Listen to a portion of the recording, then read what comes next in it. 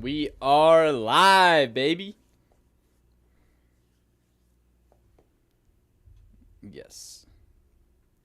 Yes. Yes, we are chilling.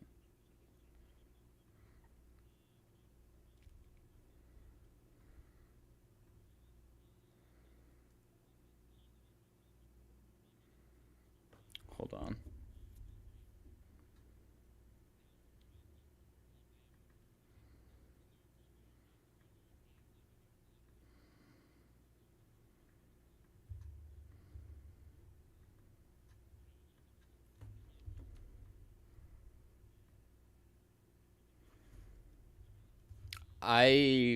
Hold on.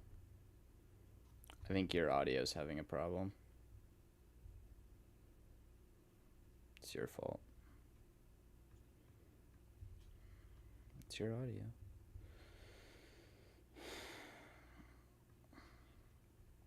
Your problem. Your fault. Don't have the Discord capture going, bruh.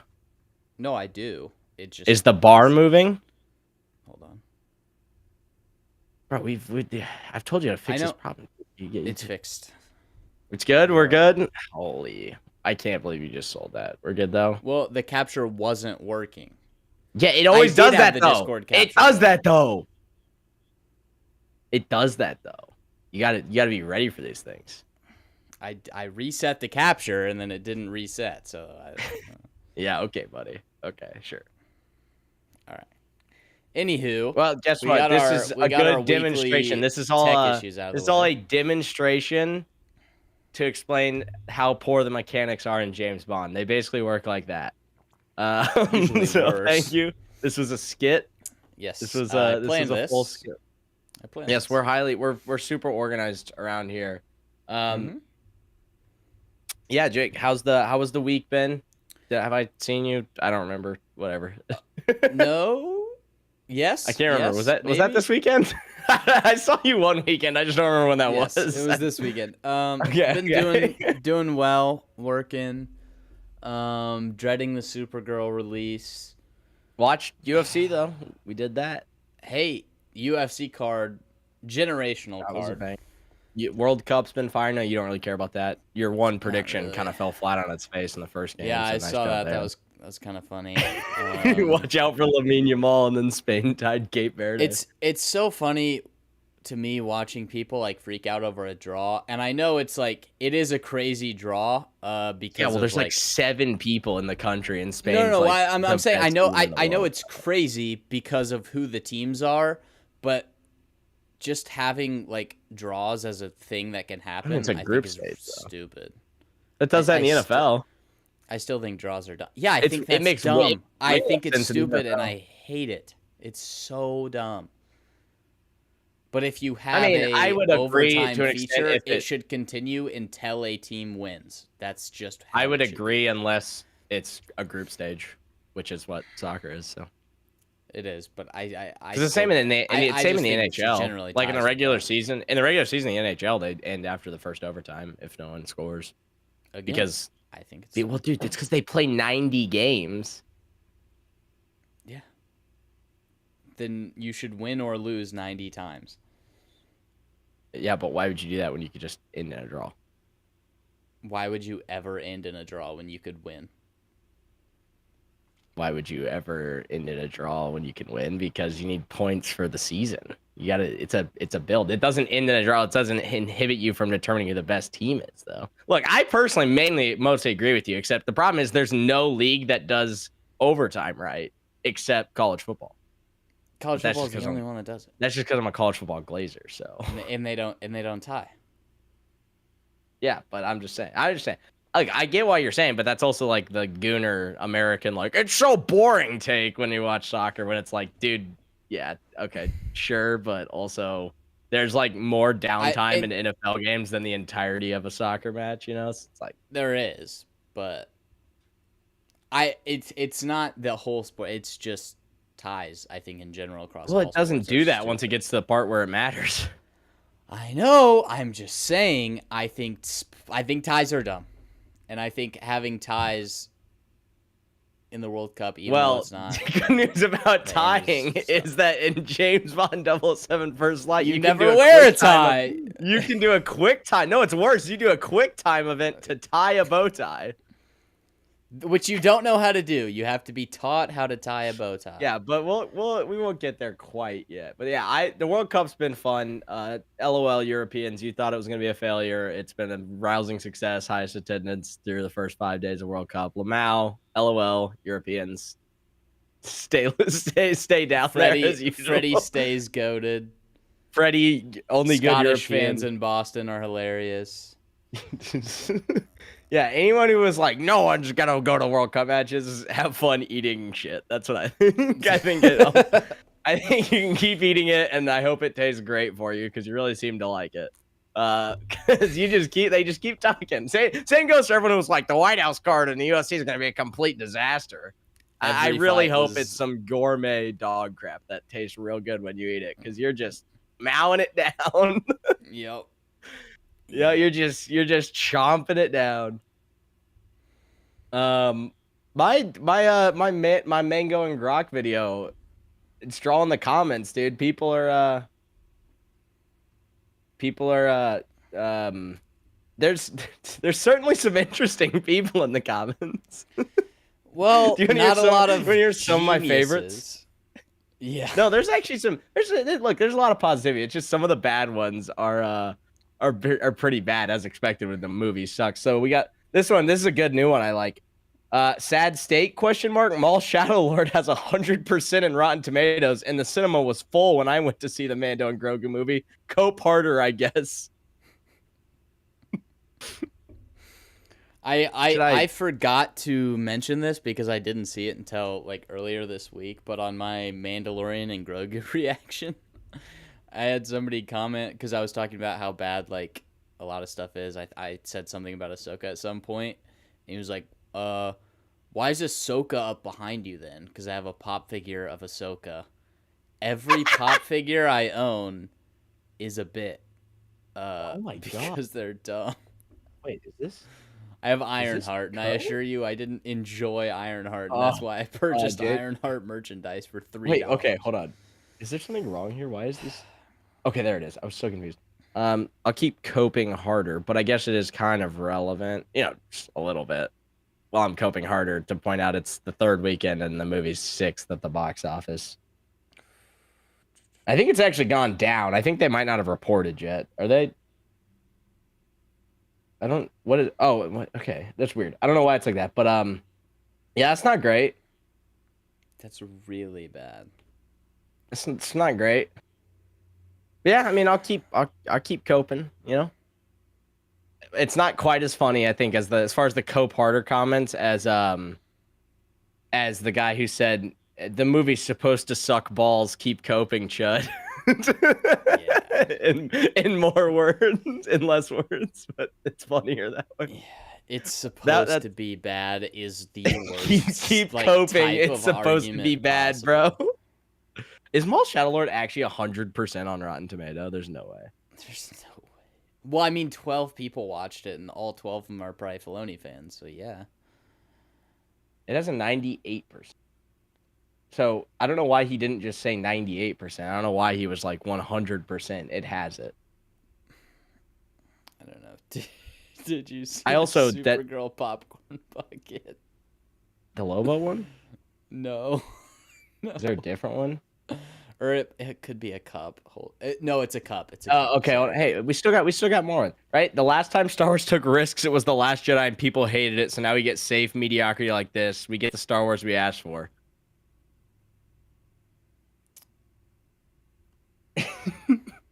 What? It's I just find that funny because Mando and Grogu is better than The Last Jedi.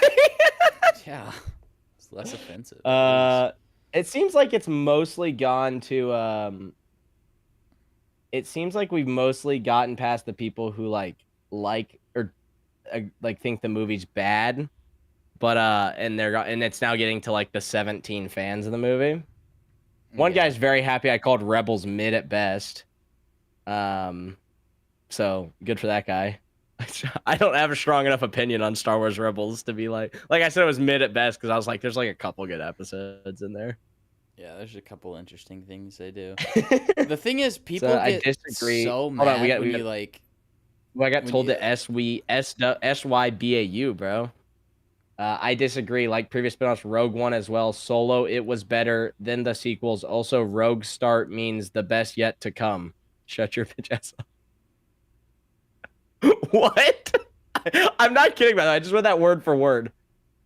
I disagree. Like previous spinoffs, Rogue One as well. Solo, it was better than the sequels. Also, the rough start means the best is yet to come. No. And the rough start means the best is yet to come, as in like Star Wars. Yeah. Okay. So if I Star Wars started pretty strong. That's kind of the problem. if I walk down a dark alley and somebody beats the shit out of me and steals all my money, I should be happy that in the future I won't be getting mugged and beaten up in an alley, because that's just the beginning and it'll get better after that. Okay, we got also a guy who I guess is just a Star Wars hater. Christmas special period. Jabba's Chuck E. Cheese Palace. Boba Fett turning out to be a complete loser. Which, by the way, that was Disney. Before we get even Leia's my sister being the absolute worst line in Star Wars history. It's not. That's like Shakespeare compared to most of the prequels. After she kissed Luke for good luck, I think I the first film and stuck her tongue down his throat in the second film. A couple of stupid Ewok TV movies and cartoons. Greedo shooting Han first. Jar Jar Binks. Star Wars shit the bed a long time ago. I don't understand the sweet summer children that think Disney ruined the franchise. Disney purchased franchise that they already ruined, and they have no idea how to fix it, in my opinion. So I guess this guy just doesn't like Star Wars, in which case I don't really know why he's clicking on a video reviewing a Star Wars movie. Because if he appears to hate the original trilogy, the prequels, every spinoff after that, and the Disney stuff, except for Boba Fett turning out to be a complete loser, which was Disney, by the way. Like, that wasn't, unless he's referring to Han kicking out when he's blind, which was like, that's because he was focused on. But again, it was like, that Disney was the one that made him fat and a Tusken Raider. Yeah. Okay. And then I know Corbin was arguing with someone. Where was oh yeah, Corbin got in an argument with a guy because a guy wanted me to show the movie. Like, a guy was mad that I didn't just have the movie on my video. So dude was like putting timestamps and saying like, you're not showing the things you're talking about. How am I supposed to know they happen? And then Corbin started arguing with him. He said Corbin told him like, you can't just rip scenes and put it on YouTube or you get Diddy struck by copyright. That's what Corbin said. And then that guy said, I ignore that fact because this clown doesn't even know how to hide scenes from the original movie with filters and watermarks, making it impossible to copyright the video. Someone else actually commented in, so it wasn't just Corbin, and said, movie still in theaters, bozo. which is the actual reason, by the way. It's like, I can't look, allegedly I might rip a couple things from movies that are out, but plausible deniability says I could have got those anywhere. If a movie's still in theaters and I'm ripping phone recordings of it, there's kind of no more plausible deniability there. Yeah. Because, I've never done anything. Like, I've never ripped, that's all, it's all good. Yeah, the actual reason is because it's still in theater. I can't get I can't get clips. I would, and again, it's like the argument of like, when things are in theaters, you can get clips if they're big, but 12 people saw this, so it's not going to be on a boat. But even then, it's like he said. So not the whole point is it's not like in demand. No. The whole point of this video is the guy's like, or the whole point of his comments, he's like, show these things. Otherwise, I think, how am I supposed to know you're telling the truth? And it's like, because it'd be pretty freaking. It'd be pretty stupid. Well, so that's what he said. He said, I didn't watch the movie and I'm not going to. So how the hell am I supposed to know the things you're talking about are true? And I'm like, you're not. It'd be pretty stupid of me. It'd be pretty stupid of me to just blatantly lie in the video when the thing's just objectively bad. Like, and literally anyone who's trying to defend it can go, yeah, he's just making this up, by the way. At the start, Rada rips Mandalorian in half and puts his armor on and then flies an X-Wing to kill the twins. It's peak. Okay, it's like a one-sided debate. That's the way I see a review, right? It's like, I'm trying to portray my point. There is technically an argument against it. I mean, obviously there's an argument. There's an argument against it, everything. So the dumbest thing you could do in a debate is just blatantly and obviously lie so that whoever's going to come in and debate you can just go, yeah, everything that guy said is just easily provably a lie. So he said, how am I supposed to happen? It's like, because I described it. I don't know. But yeah, that was funny. Corbin was arguing with him, and it's like, yeah, so, and then, there's just, it's nice to see people actually interacting in the comments. This isn't usual. Usually it's just one guy commenting. But yeah, we still got the classic, man, the amount of cope here is rough. Movie was great, no, but it wasn't supposed to be great, no. What? Bro, you're coping so hard, it was supposed to be trash. I don't understand why you suck would balls, ever, bro. Like, defend something that way. I mean, Maul Shadowlore is pretty good, but you find out David, as in Filoni, is also doing Mando and Grogu. What happened? So this guy, and then he also wants Battlefront 3, and some dude replied to him and said, I would assume nostalgia bait clouds your judgment. But yeah, look, I know there's like 17 to 25 like passionate Maul Shadowlord fans out there. Good for you guys. I personally don't give a shit about Maul. Dude, no one cared at all ever about the show. They literally only talked about the Darth Vader part. No, I mean, there's people who really the plot of the show. Well, there's people who's like, it's the greatest. Sam Witwer's absolutely incredible. It's like, look, I think the guy likes Star Wars. I think he likes Star Wars, and he's he thinks voice Maul actor. is way too obsessed. He's way too obsessed with Darth Maul, though.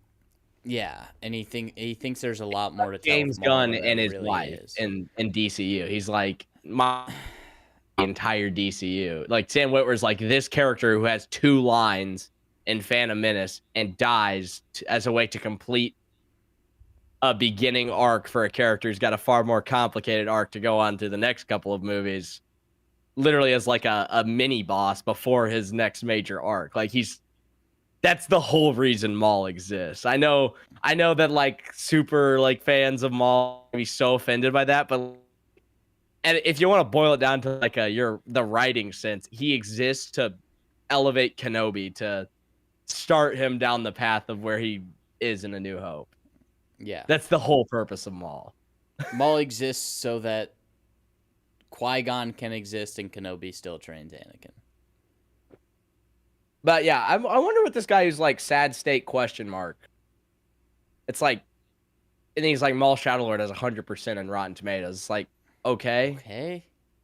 Look at the box office performance of the most recent Star Wars movie. Yeah. It doesn't matter. Bro, I've heard Andor's the best shit since sliced bread. That's what I've heard about Andor. That's all I've heard or that's not all I've heard. I've also heard some people say it's extremely boring. Most people pretty much just tell me that, like, from what I've heard, it's like Andor's the greatest thing ever. Guess what? That doesn't mean Star Wars is back, chuds. It means Star Wars is still cooked because no one watched it other than not no one watched it, because no one watched it reserved for like things like Creature Commandos that no one watched, or Maul. Yeah. It's something that people watch less than my friends watched it. Something that people watch less than Creature Commandos, which is Maul Shadowlord. And, like, bro, if I went right now, because I made my Creature Commando video like 7 or 8 months after it came out. If I went right now and watched Maul Shadowlord and made a video, how good did my Creature Commandos video do? Let me look at this real quick. 780 views. I don't think I would break 200 views if I did a Maul Shadowlord review. No. And it came out like 3 months ago. It was recent. It was very recent. Creature Commandos was like a year late. Well, no one knew it came out, and no one cared that it came out. So yeah, look, and I only point out the negative comments because they're way funnier usually, especially when something's just objectively awful, like Mando and Grogu, of like to just see like what people are saying, because it's been overwhelmingly positive received, which is pretty cool. I quite enjoyed that. I appreciate all the likes. I appreciate all the positive comments. It's my second most viewed video though, which is, I would quite like it. I mean, obviously I would like it to be my most viewed, but I also wouldn't, because I'd much rather A Night of the Seven Kingdoms be the thing pulling all the views than depressing Star Wars. But you know what? It's eventually you gotta let Night of the Seven Kingdoms go, I guess.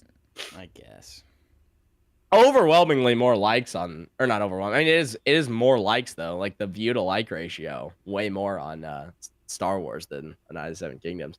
I think it's just reached a point where it's like everyone's just pointing and laughing at Star Wars for the most part now. Or they just don't. It's past No, I'm saying it's to the point where people I'm saying just the point like of it's no, like, but I'm saying on my video, like I have yes, less views, more likes on this, whereas it's like no one. It's past the point of getting angry that they messed it up. It's now just a point of like, look how stupid they are. It's Look look how how dumb stupid this they is. are, and it's like, dude, I don't even have anything to say about it. It's people that are just like, Yeah. Yeah, Not look, even if you like Mall Shadow energy Lords, to talk congrats, bro. It's good for you. irrelevant to anything. It's not gonna matter. Try a brain scan.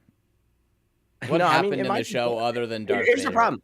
Dude, I genuinely don't care. It might be incredible. There might be some banger stuff in there. I don't care. It's irrelevant. It's pointless. Darth Maul died 5 times. I'm ready, like, just me dead. It's worse than like how much you know about Gollum. It's like Darth Maul was born, and you know every second between him being born and him dying, and then him being all 5 times he resurrected, died. and then him dying again, and then being coming. Yeah, back what? and So he dying died in the again. Phantom Menace, right? He died in the Phantom Menace.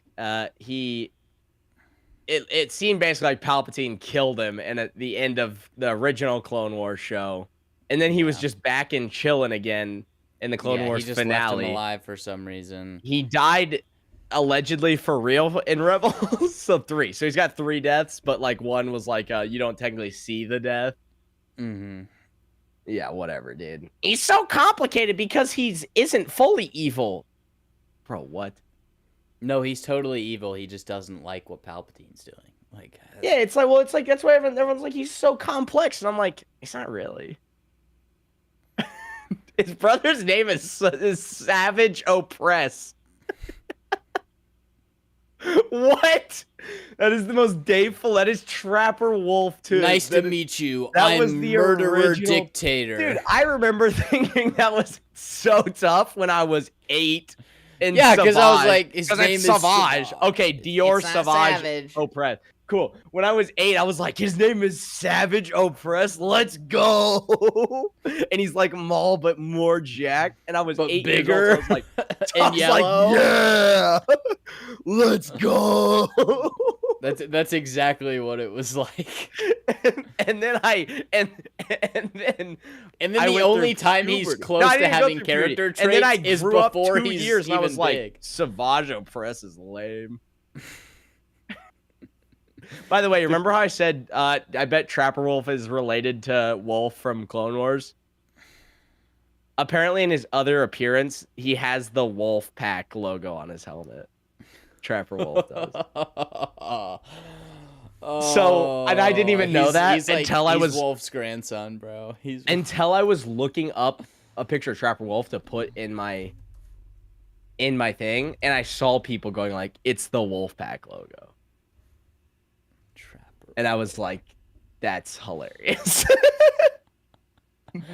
That's the greatest thing I've ever seen. He's really squeezed into the.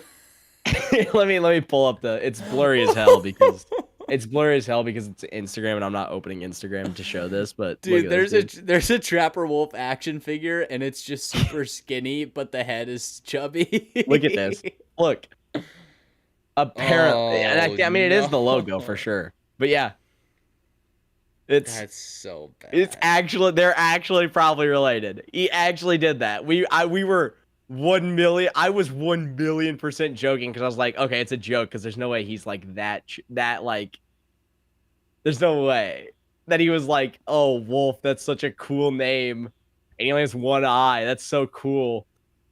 I'm gonna make myself connected to him and name myself Trapper. Maul Shadow Lord has 100% on Rotten Tomatoes, though. I just saw a theory pop up that says, "What if Trapper Wolf is the son of Wolf, the clone trooper?" Hey, it's all good, bro. It's all good. It's all good, bro. Maul Shadow Lord has 100% on Rotten Tomatoes. Star Wars is in the best spot it's ever been in. It's so funny to me that there's like 4 recurring New Republic pilots, and they're all in all the different stuff, and they're all At least 60. Star Wars is back, chuds. The Mall Shadow Lord has 100%. All 4 of us liked it. I would genuinely love to know the actual viewership numbers on Mall Shadow Lord. Like, what was the number? You know? I know we'll never get it, but it'd be quite... I would love to know the actual, like, it's something you can never get because you could never prove, like, how many people are watching on one TV or whatever. But if you could, I would, like, if I could speak to the wizard who knows everything and can't tell a lie, I would love to ask him, like, hey, how many individual people watched every episode of Mall Shadow Lord? Not a lot. And then I would ask the follow-up question of how many of those people didn't look at their phones once during the episode, or if they did look at their phones, rewinded. 0. Because I bet it would go into the low thousands. It might be like hundreds. maybe 1,000 people, and it might go into the hundreds if it was like they genuinely those watched shows? every second of Mall Shadow Lord except the credits. Like it's not people who sit down and watch something. It's people who throw something on the TV and sit on their phone. Star Wars is back, chud. Star Wars is back, chuds. It's getting beat by 3 YouTubers at the box office. Star Wars is back, chuds. 3, I think. Didn't that Amazing Digital Circus movie beat it? I don't know. I'm not. By the numbers, I'm not tapped into that market. In its weekend, is that a YouTuber thing? It is a YouTuber thing, allegedly.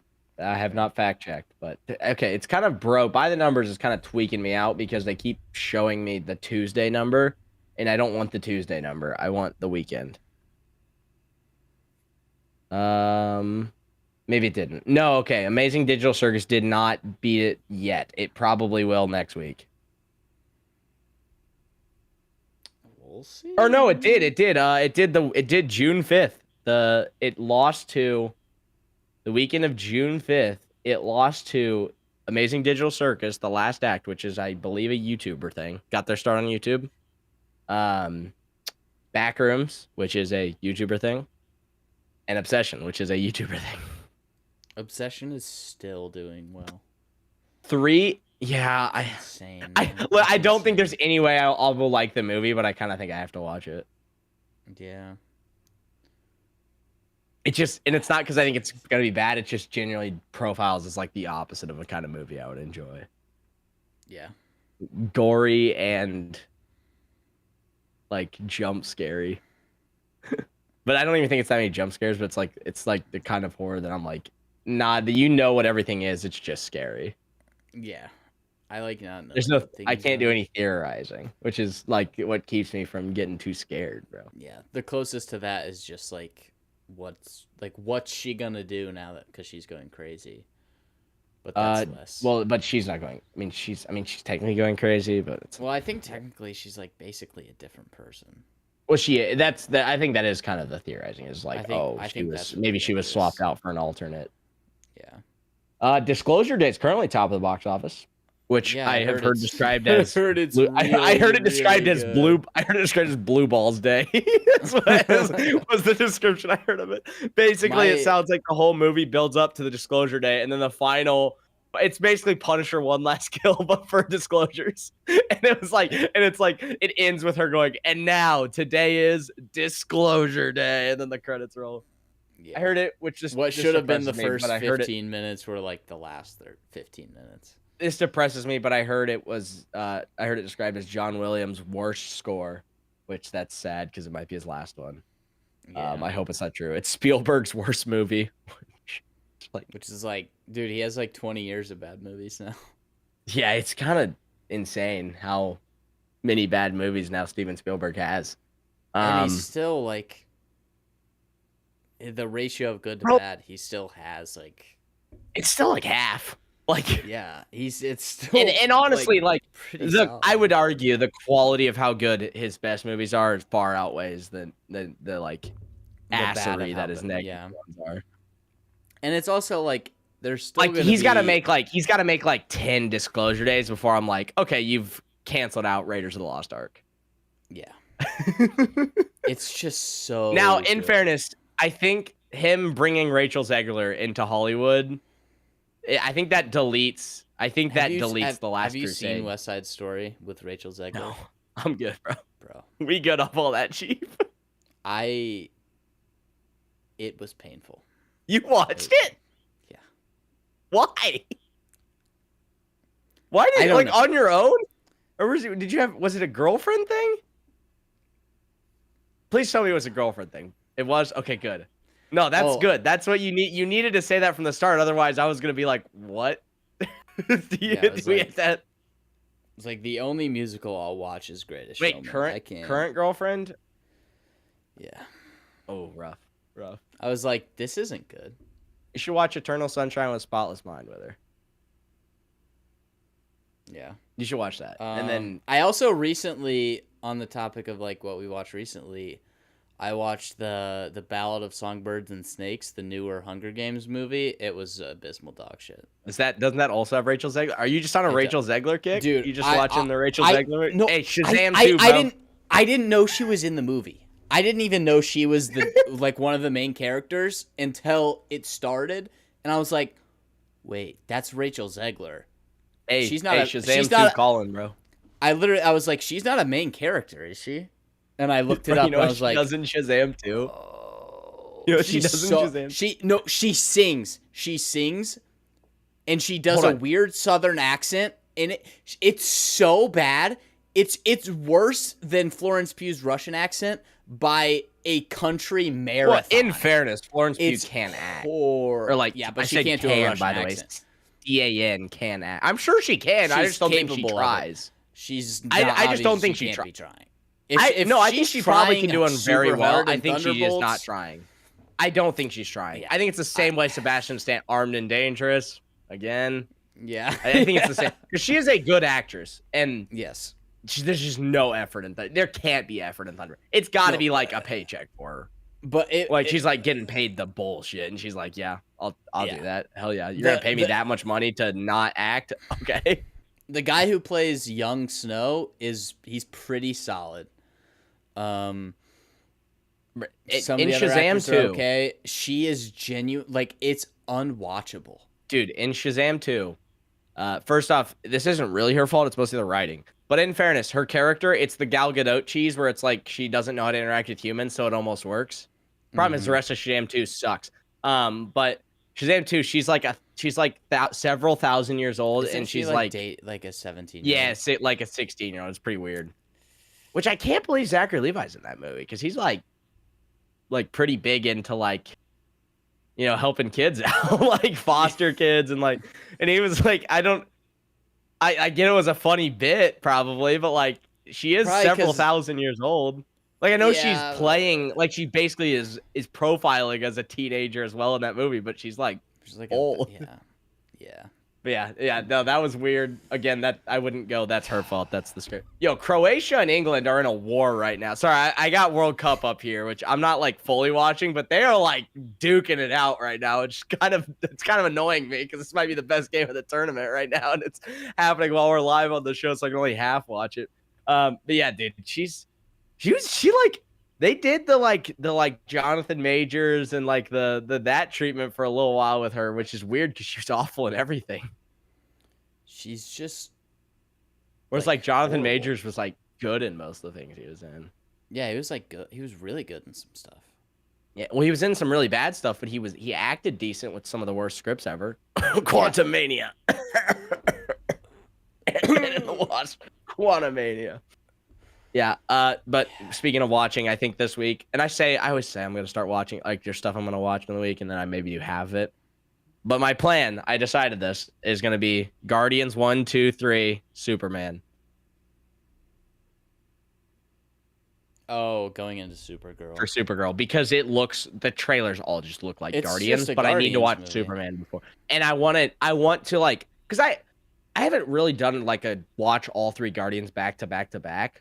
And I guess I always have a feeling that it's like the first one is the best, the second one is slightly worse, and the third one's slightly worse than that. And then I know Superman's gonna suck, but I'm not really comparing Superman. So I would like to watch all three of those back to back to back, and maybe even the holiday special, to like just really get a grasp of it. And because I feel like Yeah. Supergirl is gonna be the 4th Guardians movie, as in it's just gonna be worse than all of the other Guardians movies. So I want to get like a gauge of how much I actually like all 3 Guardians movies again. Yeah, I also really enjoy hope. one I also and two. really hope the first Guardians movie doesn't age poorly. You know what I'm saying? Only the ending. No, I'm just saying But in the not sense even of like the ending. I just really the hope. dance battle. I really hope I don't watch it now that like I've just been had gun smear shoved down my throat, and I'm just gonna be like, just because I know it's a good movie. I know it's a good movie. That's not my concern. My concern is like that I will just like not like it anymore because of how much I'm sick of the gun writing. I've watched 2 semi recently, and it has a little. It has a lot of gunning, but it was still good, and I still really enjoyed it. There was a couple parts where I was like, all right. But most of it I really enjoyed, and then there's the stuff with Yondu in that movie is really. Yeah, Yondu stuff's good. I think there's stuff. I mean, Kurt Russell's good. I didn't like a lot of the ego. A lot of the ego stuff I was kind of whatever on. It was kind of weird. Not a big Mantis fan either, to be honest, and that's the movie that introduces her. So I don't like Mantis because she's not really a character, and she makes Drax less of a character. I just say I honestly just in all the other movies she's in, where she's like she has the emotional moment with Drax. That's the only time she resembles a character. In all of the other scenes she's in, or all the other movies she's in, I've just never like, and I wouldn't even say I haven't like done an analysis as to why. It's just more of like a personal annoyance. It's like I've always just kind of found Mantis annoying, and then that's the movie that introduces her. So therefore, I'm like, yeah. She's just written like as an idiot to be funny. I would like to watch those three in a row because I think Supergirl's gonna seem most like one of those 3 and less like Superman. And then I just need to rewatch Superman. This will be the first time I've watched Superman since it was in theaters. Yeah, so me too. It'll be rough. Oh, and then I don't actually know if I can show this because it's from the library and I don't want to dox myself. I did get my hands. I got Superman 78, which I've never actually watched, so I'll probably watch that. I also got Casino Royale and Terminator 2. So couple. Very nice. Couple things to watch. I've seen Terminator 1. I watched it in theaters a few years ago, but I never actually watched T2, which I know is like sacrilegious, but I get it. I'm gonna watch it. Don't worry. James Cameron's his best movie. I got it. What about Avatar? Who? Like the Airbenders and stuff? Yeah, that's cool. But speaking of Casino Royale, should we get in? We really have a problem with doing this, but we just go off on tangents about it. We haven't even watched Spider-Man. Let's watch the Spider-Man trailer, actually. We're gonna go like an hour and a half before we even touch Bond. Whatever. Let's get everything. Well, dude, I don't know how long we're gonna talk about Bond, so I'd rather get the Spider-Man out of the way. We've probably gone at least an hour on Bond in the last 2 So, weeks. I mean, I feel like we've made our opinions pretty clear on Spider-Man. Like, we're worried. Like, that's the only way I can describe it. I'm so upset that they aren't doing a soft reset of Spider-Man where he's moving away from Ned and MJ. And I can't. I'm not going to get over that because with the end, most of No Way Home, a lot of it's not great and it's weird and like hey, the real whole quick before I'll let you keep talking. it. I need to test something. Does the audio come through? Is it coming through for you on the Ninja? Okay. Yeah. Cool. Because sometimes it doesn't. I don't know why, but yeah, it was. You were talking about the soft. Do it one more time. I want to make sure it wasn't insanely loud. Okay, it's good. Okay. Cool. I should make sure. On the soft reboot, that was, in my opinion, the best thing that No Way Home did. Well, it felt like the entire premise for the movie was dumb, and it destroys like every character it touches. I think it's fine. Including Spider-Man and Doctor Strange. But I can still enjoy the movie. I would say it really only destroys Doctor Strange. I don't like how it treats Spider-Man, but in what sense? I'm just curious. I don't know. In what sense? I don't like that he asks Doctor Strange to fix all his problems for him. I don't like it. I don't have a problem with that only because it's like he's got his dream girlfriend. He wants to go to college. My reasoning. I'm just saying I like it because I don't mind it because it's like he is at the point in his life where he's the most irrational he's gonna be, and he is like done. This thing has happened to him that he feels is unfair because it is unfair because of what Mysterio said. And so it makes sense he would go to the guy who he thinks can wipe that for him. The biggest problem for me is that Doctor Strange does it. That's always that is a bigger problem. My thing that I don't like is people always use he's young, he's immature, there's still a new Spider-Man. This is his third movie deep, plus Infinity War and Endgame. The stuff that this character has been through is literally like universe-ending conflict. But it's not young and now immature. It's irrational and selfish irrational because he wants it. He feels awful for what's doing to Ned and MJ, right? That's he feels terrible about that, and then he wants to live the separated life that he misses. To me, it makes sense that a character who's like just now graduating high school would think that would work. I agree, but I just don't think he just graduated high school works when he's done all these other things. Like he left Earth behind to go fight the aliens when he had no idea what was happening. Why? Without a second thought. Why? To save people. Why is he gonna go get people's memory of Spider-Man wiped? Why does he have a secret identity as Spider-Man? Tell people, in the first but place? Listen, he can help them as Peter Parker too, and as Spider-Man. He doesn't need to be anonymous. Why does he have a secret identity in the first place? To protect people. I understand. I know. I'm just saying. I think that those two things are congruent, though. I think it's congruent that he would.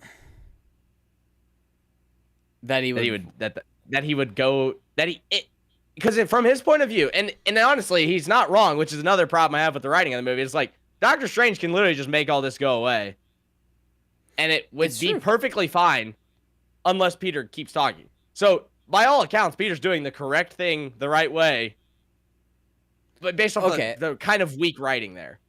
Yeah, I guess, but I disagree. To me, the only massive flaw in the writing is literally how Doctor Strange is treated and the premise that he can literally just wipe this is just something that he can do. Yeah. And the problems that makes. Like, why didn't he just make Thanos forget about the Infinity Stones? Yeah. Why didn't, there's a thing number 75 Doctor Strange could have done to stop that's kind of the main problem because it wouldn't have worked. They already said the line. They said they could only do it one way. That's my problem with, it's genuinely the only, I think maybe you could say, I don't think Peter should do this. I think he would. And I think it goes deeper than just, if someone was just saying, he's dumb child. Yeah, I think that's kind of a late. But I think if you, like I did, and if you still don't agree with me, that's fine. I think you can. There's more arguments to be made that what Peter did is fine. I agree. It's more reasonable. I think it's the Doctor. It's always been the Doctor Strange. It's worse with Doctor Strange, and it's not just that he does it. It's that if you take it at even different value than him casting the spell without explaining what it is also doesn't make sense for his character internally in this movie, because at the end, he says, all your friends, all your loved ones, including me, saying that, he cares about Peter, will forget him. But when he cast when he cast the spell at the start of the movie, he doesn't care that he's going to be forgetting Peter. So even internally inside the point being, we liked that No Way Home. It seemed like we were moving on from Ned and MJ. Back to the point I was making. The hard reset was the best thing about that movie. And then they aren't doing there's good stuff in that movie. The soft reset. That's a good movie.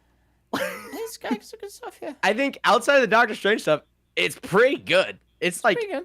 That is the only one where I will accept best Marvel movie since Avengers: Infinity War. Everyone always says best movie since Endgame. Endgame's kind of dog. It's kind of dog. And then it's kind of dog, and then Captain Marvel was awful, and then Ant-Man the Wasp was bad. So I don't know why everyone always says best Marvel movie. I mean, I know why, because it's the most popular. Why everyone says best Marvel movie since Endgame. I will go best Marvel movie since Avengers: Infinity War. That's the only one that even applies to.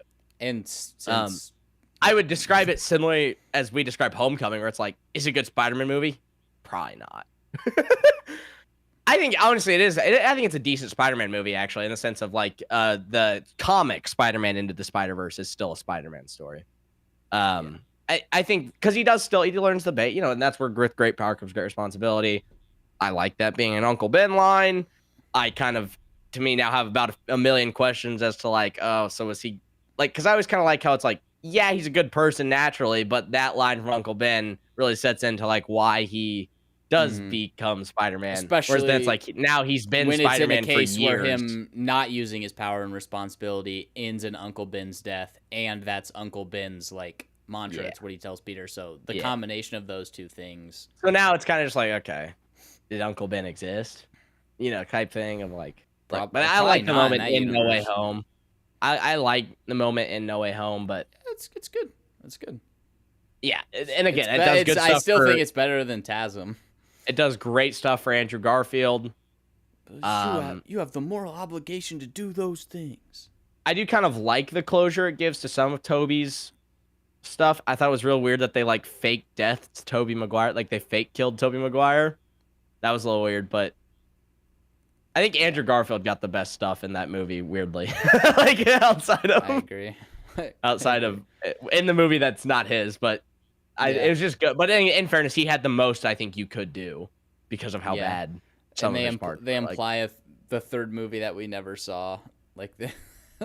Well, I'm fine with that. I don't ever want to see all these TASM 3 pushers. Like, brother, let's let it die. No, I just mean, you know, like more story happened after TASM 2. That's interesting. But so you know, everyone there were like when the first trailer came out, everyone was like, "This is peak Fire cinema." We were kind of like, I don't dislike all these things, but like. I would like all the things like more if Ned and MJ weren't there. And I hate that there's a million characters, it seems, in this. Like, yep, it should just it ain't gonna be street level, and that's all everyone's saying is like, oh, street level. It ain't gonna be street level, bro. It has Savage Hulk and Jean Grey.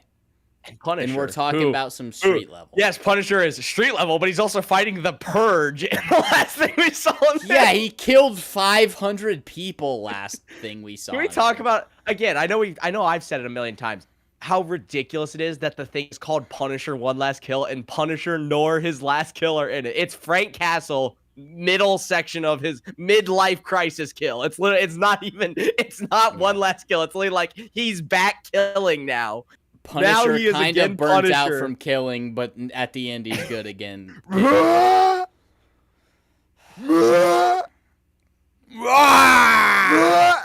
did the yell. He did the yell. I know we didn't talk about that much when we talked about it because honestly, I was kind of just like I don't dislike most of the choreography, so I'm just gonna. We've talked about the yelling with Daredevil for 8 weeks in a row. I just want to like be like some of this choreography is not bad. I'm gonna be fine with that.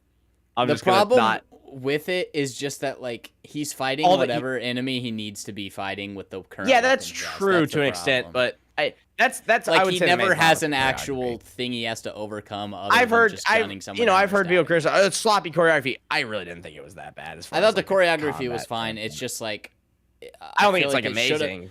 I just think it should have been more difficult for him. Yeah, so that he had to I think it was fine how he handled it. I don't know. I was glad he was at least fighting tactically. Anyway, we're not talking about Punisher. We're talking about Spider-Man. We got to watch this trailer so we can talk about Bond. This might have to get cut out. I never remember, but if Sony is like terrorists when it comes to copyright, so let's see. What is happening to me? Did you miss me, Spidey? I'm losing my mind. Oh, okay. So his eyes went fully black. Is this a Jean Grey thing? Is that I think it's doing the thing where he mutates, so he's gonna have like natural web shooters and stuff. Okay. But it might be like getting triggered by Jean Grey.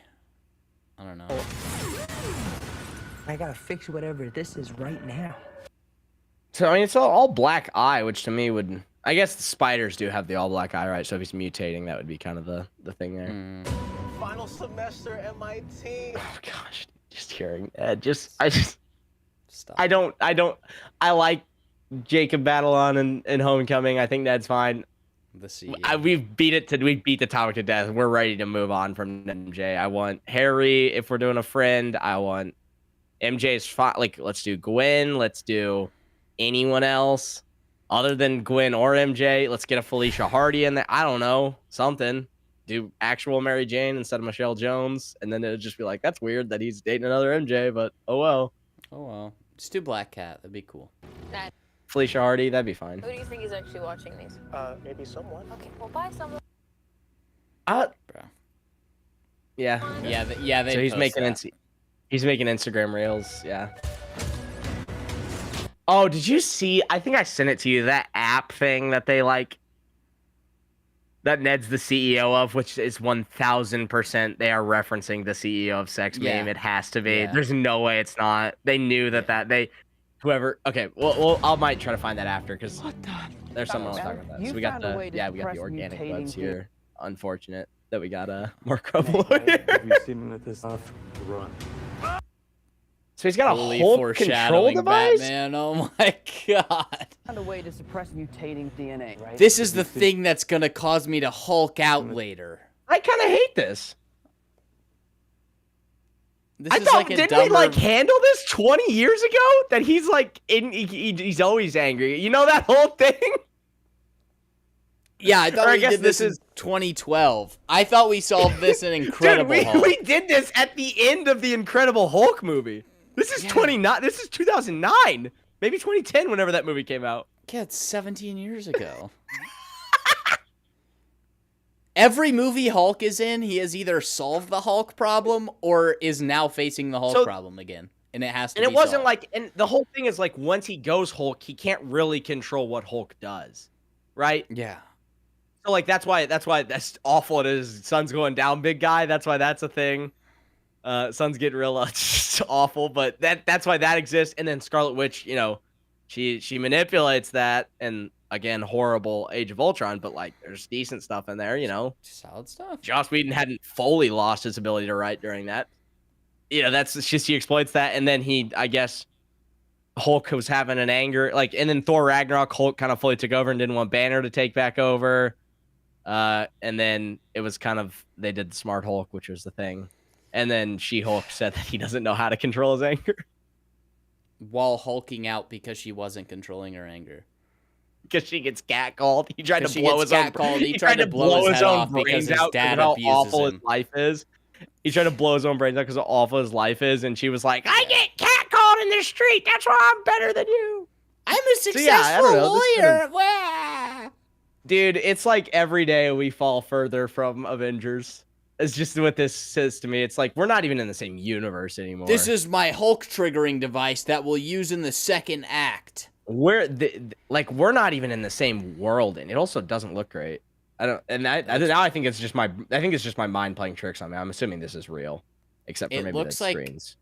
But it this looks weird. lower I think quality than like the Omnitrix. I think I just have it watch paused. had I when think I was have a it kid. paused too long, and now I'm staring at it, and now I'm like wanting it to. I mean, now I'm like expecting it to look. when I was like 6 and I had my Omnitrix toy, it This looked better than this. But yeah, dude, I don't know. This is like.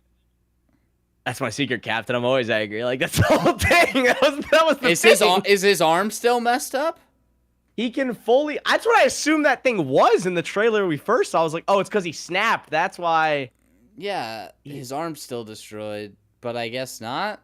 But it's a It isn't? controller. I guess the whole thing of like Same him arm? being able to keep himself from fully turning into the Hulk until like Loki managed to trick him into it and like it fully activates and completely. So I guess that's the argument. Like now he doesn't have to worry about controlling it. Now it's like now he's just good. Whatever. So could you get rid of the bad aspects? Okay, so I'm sure they'll justify it a little more in the movie. You're telling me an Avenger is just able to walk around campus with one student? Not get, like, mobbed? Like he literally brought half the population of the world back to life. That's this guy. Yeah. Yes, Tony Stark saved the day. He brought them back. All right. Okay. And there might be some world building. Destroyed Harlem, a lot of people hate him too. So, But I think there would be fully back on the, okay, yeah, I guess you did bring Yeah, back all the, that's but then true. again, maybe they're like, you brought back my annoying neighbor. you brought back my Screw you, ex-wife bro. I hate. You brought back my mother-in-law. You brought back my wife who I hate. Nice job, bro. Yeah. And her dumb dog too. Nice, thanks, bro.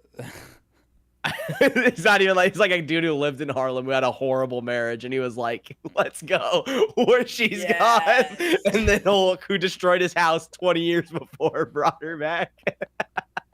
It's just like the biggest, that's the new Abomination origin story. Nature are good or bad? Sorry about that. Suit looks great, which I know You're not everyone one of said, my but students, are you? appears we're faced with a threat we can't control. One we can't even see. I wonder What who was it everyone- is, dude. What was everyone saying? Appears What was we're everyone faced with saying a her threat character we was can't gonna be? control. Rachel Summers. One we Rachel can't even see. Summers. Isn't that what they were saying? Yeah. It's Jean Grey, bro. Shut the hell up.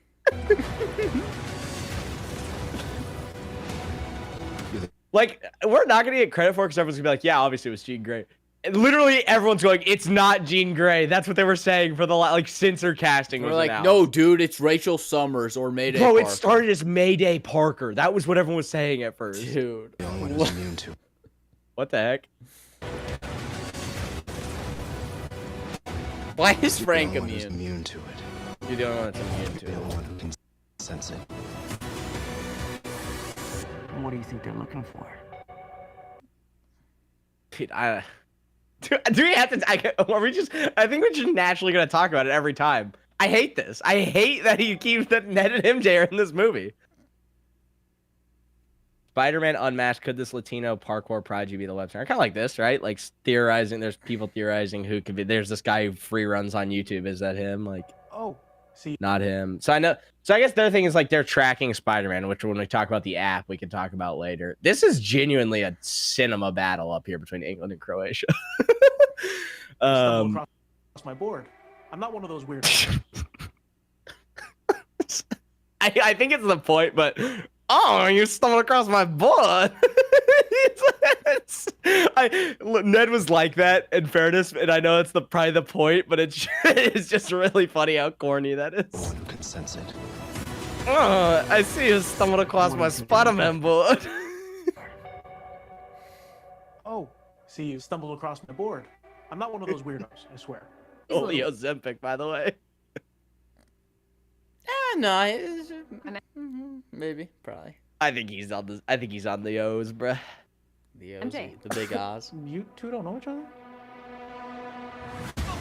Yo, Spider-Man, you okay? You get Again, Paul. That's a choice. Bringing Paul in. rid of that monster inside you? Think I might go see how MJ's doing. You're not gonna get away with this. But he Whoa! Uh-oh! I wonder what's gonna happen! might. I didn't know you could get that big. Oh, I'm just glad it's actual Hulk again. That is nice. I don't know, dude. After that shot, he's gonna go, oh man, I feel pretty strong. Nah, I think they didn't want Mark Ruffalo that much in this movie, so it's nice to see actual Hulk again. I'll just say that, you know. It's been I'd rather not 10 see him years. in Spider-Man, but yeah. It's been almost 10 years since Thor Ragnarok, so. Yeah. And he wasn't really like he was Savage Hulk, but he was like talking Yeah. in that. Age of Ultron was a class. But you're in danger. You just have to trust Oh me. my gosh. Stop. Just go away. Fine. What do you mean fine? What? No. Oh my Really scary. What the hell is that? Who the hell are you? Frank, Bro. Dude, this is gonna be rough. This is I gonna be love a John rough Bernthal one. as Punisher. I think anyone Let who's me like, tell I don't you know if John something. Bernthal, Let me tell you something, audience. I like anyone this who's kid. like, anyone's like, oh, the writing in the Punisher special presentation sucked. John Bernthal maybe shouldn't be Punisher anymore. I think you're stupid. I He's think a really good Punisher. he's the right guy to play Punisher. Like, I get that he maybe I agree he probably shouldn't write Punisher. I think that can be safely buried because the writing, every problem in that special is the writing, which is weird because he was like a writer on the only good Born Again scene. But yeah, just I think That's he'll just be 'cause it was I restating think stuff. he'll be John Bernthal. He's gonna tell MJ something. I hope that like it's just natural though, and they don't try to force it in now that they're aware of the meme. Now that they know about the meme, I hope they don't have him go like, you're taking a nap? Like, they better not. They probably will, but they better not. I don't have. Spidey, what Like, you were MJ's gonna evolving, take you a took nap. a nap. MJ's gonna take a nap or something, and he's gonna be like, oh, you're taking a nap? And then everyone in the first trailer at Cinema Reactions will go, yeah! And they'll cheer, and I'll just be like, stop, please. Peak fire cinema. Have anywhere else to go. Oh, is Frank about to cry again? You don't know Frank. What the hell are you talking about? Oh no, he's gonna cry again. oh, he's gonna cry because he's gonna be like, I lost my wife is dead. And it's just like, dude, we're not MJ's doing just this like again. my daughter. Oh, We're actually no. This is the character stagnation, bro. We're doing it. why is he about to cry I from think that that? he love you. He's gonna let him go by himself. Love you The hand. Oh, because you're you. If you're gonna do something, you better do it now. Never forget. but it's like mythical. The hand.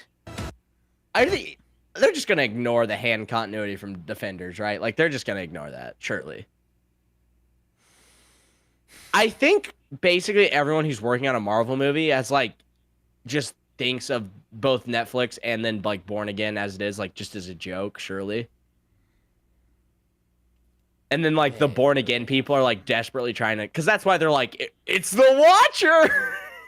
I mean, dude, the guy in the left looks like they cut the boom mic guy and just like drew over it to make him look like a ninja.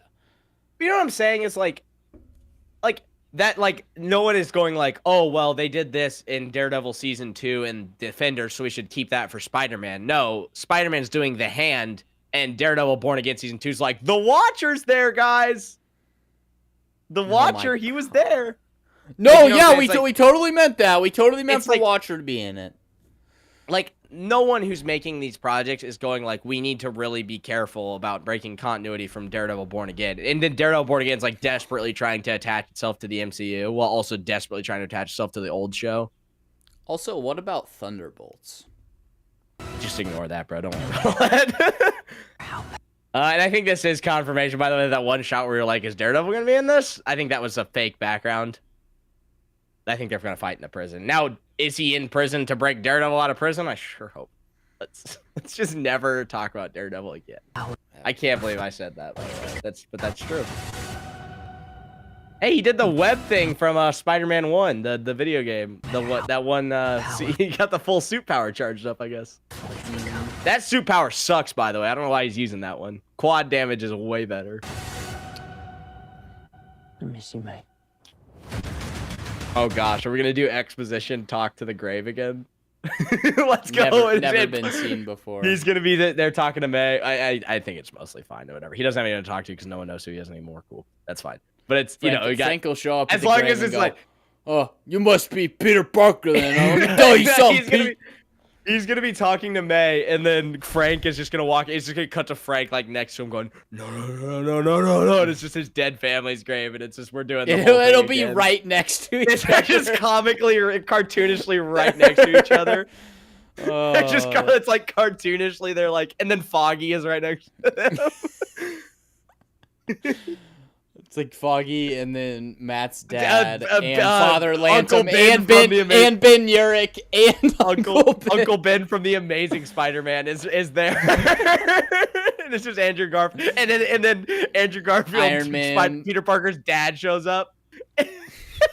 Like there's just like 3 movies happening on the side. They're just like he's just like, I'm a spy, Peter.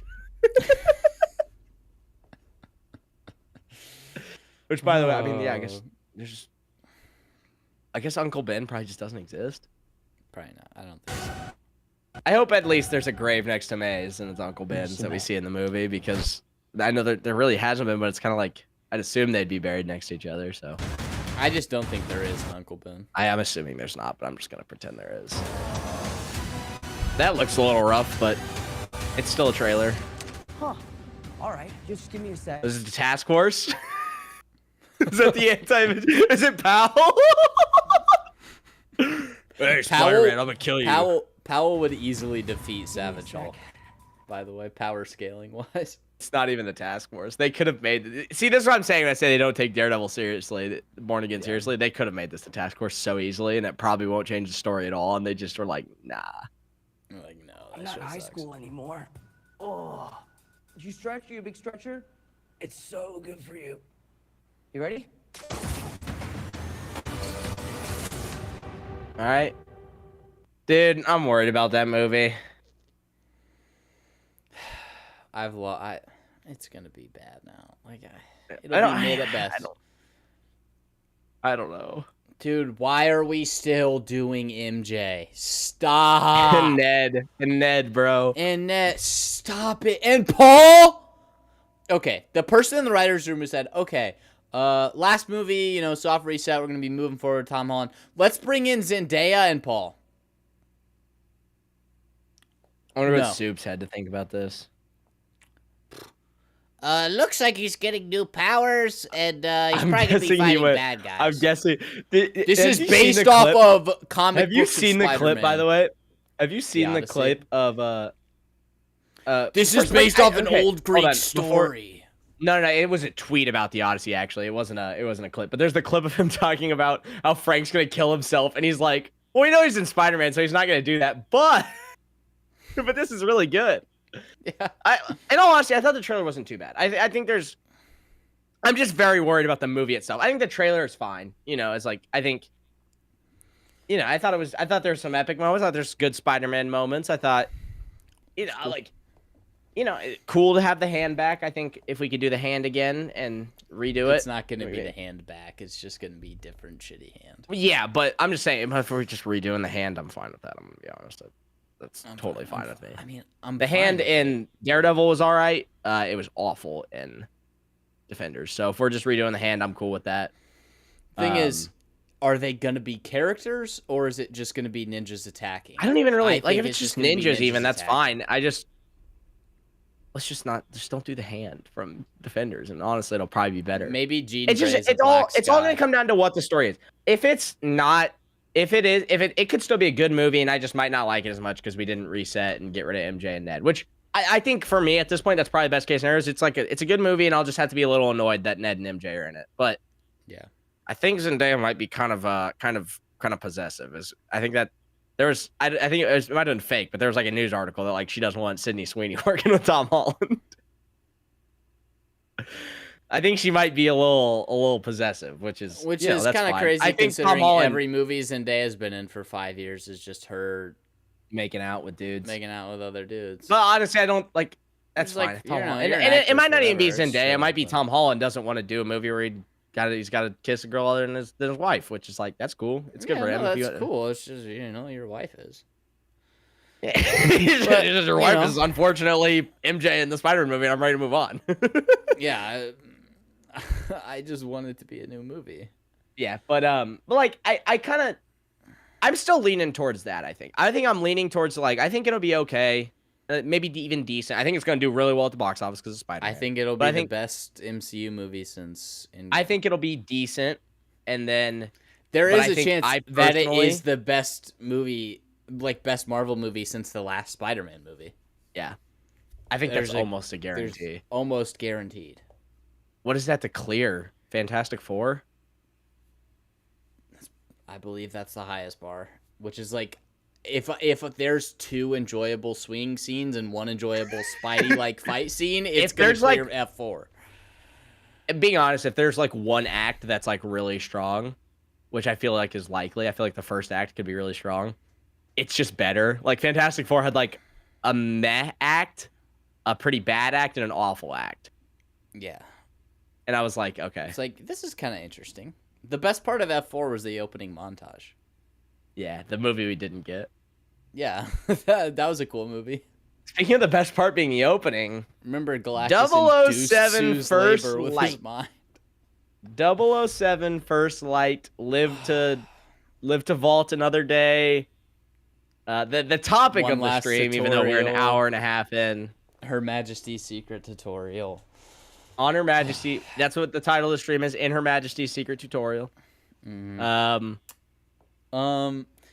This game sucks. Let's start. I think I got a bunch of stuff here to go over. I think let's start with just the story in general. So the story of 007 First Light, the opening mission. I'm not gonna do freaking thing by thing. It's just I'm gonna go general over it. You can kind of interrupt me whenever you want to give your critiques about it. So, the opening mission, you are a airman, young James Bond, and you are essentially in training, and your helicopter is dropping off a group of SAS soldiers. You don't know why. You don't know what. It gets shot down by a missile, though. You wake up on a beach. You're the only survivor. You get on a call. You get a call from a unknown. Even though, like, if you know anything, literally anything about Bond, like, I would describe myself, and I'm assuming you too, as like a super Bond casual. Like, I barely know anything about Bond. I was like, oh, it's I like Bond. Yeah, it's like, oh no. I've seen one good Bond movie. I've seen Casino Royale. That's it. Like, I've seen Skyfall, which is an okay movie, but I think it's not a great Bond movie. I saw one of the Brosnan ones. Was it Live to Vault Another Day? Yeah. Goldfinger or Goldeneye? I think it was Goldeneye. I want to say it was Goldeneye. Anyway, point being, I know some, but I'm not like a super Bond lore guy, and I know there's a lot of those out there, and they have their own problems with it. Before we even get into like critiques, I'm gonna bring up some of those because I think there's some pretty obvious stuff. Just it's like, if I know this, then you making the Bond game should know this. So yeah, it's like, yeah, it's Moneypenny, but you don't know that technically yet. So as you're pushing through this, she's walking you through to a base. Your whole goal is like, you need to evacuate with something. You need to get out with something. But as you go, it's like, oh, there's bombs. It's like, oh, that's SAS, and you're getting guided along this cliff. It's pretty structured, which I'm fine with for the first mission of the game because it's a tutorial mission. This is what I thought at the time. I'm giving you my thoughts while I was playing it. I think it's a kind of a cool setup. I'm like, it's a tutorial mission. To me, it felt very much like a Battlefield campaign, or like some of the better Call of Duty campaigns. Yeah. Like, that's what this first mission, it felt a lot more like a Battlefield campaign to me, which is not incredible when you're a because I like those campaigns for Battlefield and Call of Duty because I get a whole game that's with it. Yeah. So it's like, this is a fun 4-hour story, and then I also have a year's worth of multiplayer content. Yeah. This Bond, just again, that's fine, and I'm fine with this for the first mission. So I think it's okay. As you're pushing in, there's a bunch of bombs. Moneypenny / unknown SAS person tells you, or not SAS. She's not in the SAS. She's in MI6, but MI6 tells you, hey, this is those, we place those bombs. It's to destruct the base. And these guys, they're from Slovenia or something, which I thought was going to be relevant, ended up never being relevant again, which is absurd to me that this was all completely irrelevant as we get later into the story. Yeah, this just like doesn't matter again. Really? You find a gun. It's a pretty lazy excuse, but whatever. They're like, oh, it's biometrically locked, so you can't shoot it. So that's your reasoning for not having guns. Pretty lazy. Doesn't come up again, which is why I call it lazy. If it had been a thing that kept recirculating throughout the story of like, oh, these guns are biometrically locked or whatever, fine. Mm-hmm. The problem is it literally is only in this mission that the gun is biometrically locked and you can't shoot. It's pretty awful when that's the only time. But yeah, so as you're going through, and then the MI6 person tells you to stay on the mission, and you go and you find the thing, you get somehow super sick from it. And then she's like, hey, inject something. There's a bunch of quick time events. And you're like, hey, inject both. Miraculously, it works.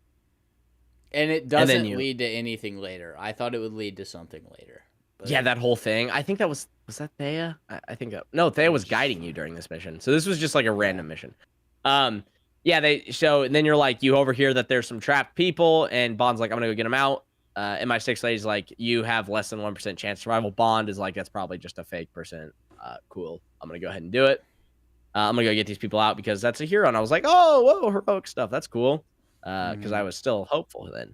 And then so you go and do it. I've fallen. So you go do it, and it's okay. It's like, it's a little, you kind of have some freedom, but still pretty guided. Again, I'm like, it's the first mission. I wish it was more free, but I get it. Mechanics. The first Hitman mission is very structured, right? The first time you play it, they make you walk through step by step. The first Hitman mission is actually the tutorial mission is a pretty good best tutorials ever. But I'm not even saying that. I'm just saying in the sense of like, it's pretty good to compare for this game. We're going to talk a lot about Hitman, by the way, because obviously IOI. Same studio. So they walk you through the mission once, and you are required to do it the exact way they tell you to. Then they say, okay, do it again. Try everything you want to accomplish it in your own way, which is pretty well done. That's pretty cool. That's like, hey, pretty cool. Good job. Yeah. So there's that, and then so it's pretty structured. You save the people. Somehow you don't get shot a million times.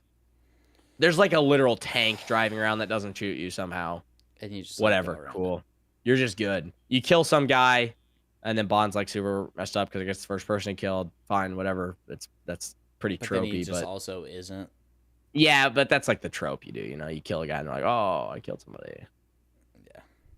And then he blows himself up miraculously, no damage, and lives. And the explosion's The yeah, you're shot dead. they show, it's like they nuked the island. Yes. And also they're like, all the guys are standing pointing guns at him. He's holding the detonator and he's like, I'll do it. And they're like, don't do it. And then he goes, boom, I did it. And they don't shoot him. They just watch the nuke go off. His leverage is gone. It's basically a nuke. Yeah. Also, it's not like a dead man switch. Like, he gets up there with the detonator. They could just shoot him. Yeah, they could just shoot him in the head. He's not like holding the button down. It's just shoot him. So that's all very contrived and lucky. I still enjoyed the mission somewhat. I thought it was a little ridiculous. Some of the okay, you should probably be dead. I thought, I like that we show he's a hero. He was pretty calm, cool, collected. He's ignoring orders to do the right thing. That was kind of Bondish. Mm-hmm. I was not expecting that to be basically the last Bond-esque thing in the game. So after that, we have about 3 hours of Hogwarts Bond. Yeah. Where you show up at MI6 headquarters, and you first hear the iconic, we're Bond casuals. What's the James Bond line when he says his name? James Bond. The name is Bond. The name is Bond. James Bond. Iconic. We know it. He walks into Everyone MI6 knows. headquarters to the front desk, introduces himself. I'm Bond. Moneypenny goes, James Bond? They thought they were so clever when they were like, oh, it'll be like Bond, James Bond. No, dummy. Have him be normally called. No, just have him go. The name is Bond, James Bond, even. Or you don't even have to do it yet. Just say Bond, and then later in the game, have him go, the name is Bond, James Bond. Do the Bond thing. Don't have someone else go, James Bond. Oh, James Bond? Dude, Shut up. This whole game, it's absurd the amount of parallels you can draw to Solo, a Star Wars story. They felt the need to explain everything. They explain why he likes his cocktail shaken, not stirred. They explain why he likes his martini. And it isn't even a matter of his own taste. It's someone else's taste. So the first thing they do is the scar. Because Bond has a scar. It's described as a scar in the books. They give him the scar. Cool, whatever. That's fine. But they do that. This is how he got the scar. They did that. Did they do that in Solo? Did they explain how he got the scar? They did it in Indiana Jones, but it was kind of badass in Indiana Jones. I don't know if they did. I can't remember if they did it in Solo. It was pretty badass when they did it in Indiana Jones because Harrison Ford has the scar. And then they reveal it's oh, he got it as a kid. Indiana Jones is good, though. The problem, and that's not the problem, is if you want to do one, that's fine. It's then later in Solo where he's like, you don't have any family. Solo, then. Guess your name is Han Solo now. You're just going to go by that. So this is the first instance of that where it's hey, Bond, do you want to learn how to introduce yourself? You say Bond, and then you say James Bond. Bond. James Bond? It's James Bond? Yeah, so that was the first. Yes, that's the James first time where Bond. it's oh, okay, because that's the icon. That's the most that and Shaken Not Stirred are probably the two most iconic Bond things. That any Lines, person, yeah. no matter if you've seen any Bond movies, read a book, if you've heard of James Bond, you know those two things. He likes his vodka martini Shaken Not Stirred. That's how he orders it every time, and he introduces himself when it's a cool moment as Bond, James Bond. That's the two things. And you've already ruined one. Yep. If I walked into a writer's room for a day, I'm here's the two things we need in this game. And he has to say them. The two things I need in this game is Bond to introduce While he himself, says Bond, them, James Bond. He should At be some point. wearing a suit while he says these things. But I'm just saying, genuinely, you could keep the rest of this game as bad as it is. If I walk in and say, hey, name is Bond, James Bond, and he needs to order a martini shaken, not stirred, that's the two things he needs to do. They didn't do either of those in this game. No. So anyway, you go and you speak with M, right? M. So M is basically they tell you this whole thing. She's we're bringing back the 00 program. Can I explain this part? Yes, I do. So you can. Are you gonna rant after you explain this part, or are you about to rant? I'll be quick. I'll be quick. I'm just saying I have to piss, so I would like. I kind of need a Oh refresher yeah, no, on you can go pee real happens, quick. but I also like would like if you're gonna rant, it makes more sense to go piss. Okay, I'll explain and then I'll rant. So, the 00 program has been disbanded for, is it 12 years, 13 years, something like that? Something like that. Over It a doesn't decade. matter. Over Yeah. 10 years. I want to say 12 years is the number that's sticking in my head. So, for at least a decade, Thea has been how they conduct their operations. Hold on. I will say, And- don't overly spoil anything about Thea. I want to do this relatively. I'm not. chronological. I'm not. Yeah. I want to do it relatively chronological, so we won't get into the big reveals until they happen. Yeah. I haven't run to the bathroom though, so. Okay, go ahead. So, Thea is their AI supercomputer that she will show Bond shortly. I believe it's in just a few minutes. But M has recently become the head of MI6. Basically because she didn't rock the ship and she was going to do whatever, she was told to do basically as far as running MI6, or at least that's what they thought.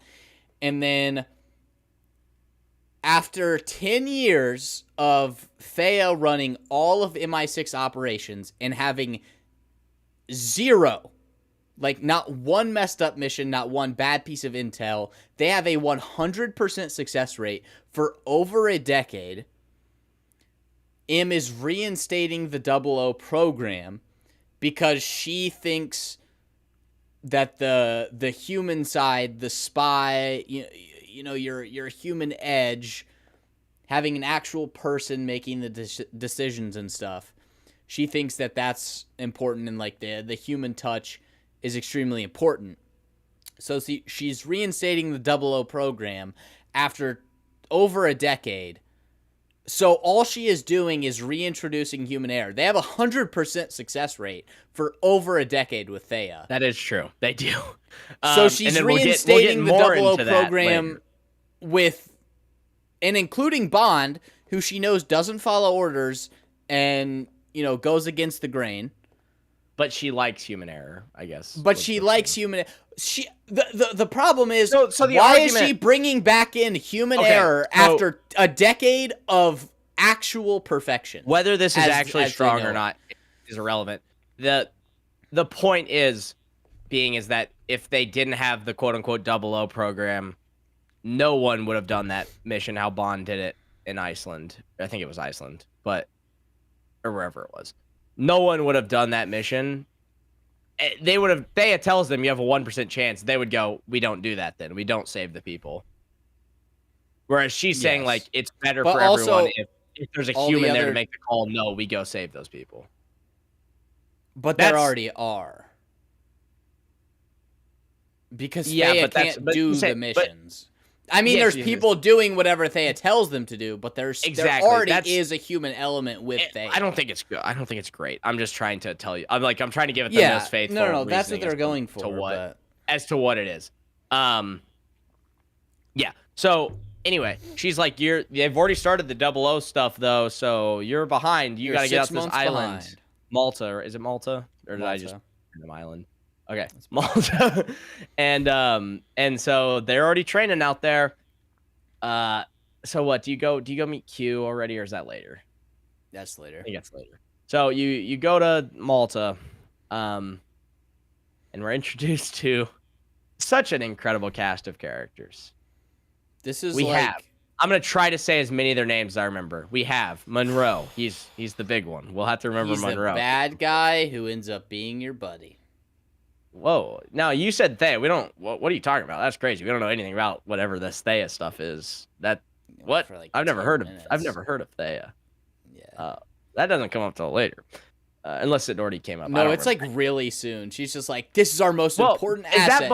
Is that before Bond goes to Malta? Do they walk? Does Moneypenny walk him down to Thea? I think she does. Well, let's just say she does. It's M, but it's pretty irrelevant. Let's say she does. Okay, so we get introduced to Thea. Maybe we don't yet, but I'm just gonna say we do. We get introduced to Thea.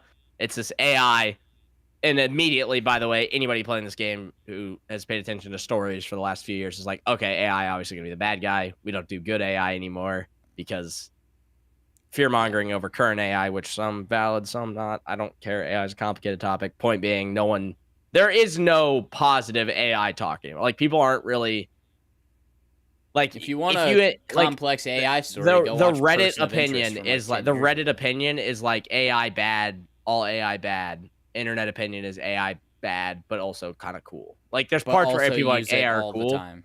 But the point is, yeah, like the general like opinion is like AI bad. So you're not gonna get a good AI. Like that to me, that was except we kind of do? Question mark. What that's way down the line. So anyway, for me, I'm like, okay, AI is obviously evil. But we won't get there yet. So Thea basically, Moneypenny tells him you genuinely had a 1% chance success, which in fairness, probably way less than that because it relies on all of those bullets firing, not killing Bond, and that nuke not killing Bond. But probably way less than 1% instead of just less than 1%, which was anyway. He goes to Malta. We're introduced to Monroe. He's important. We are introduced to Cressida. She's important in a way, not really.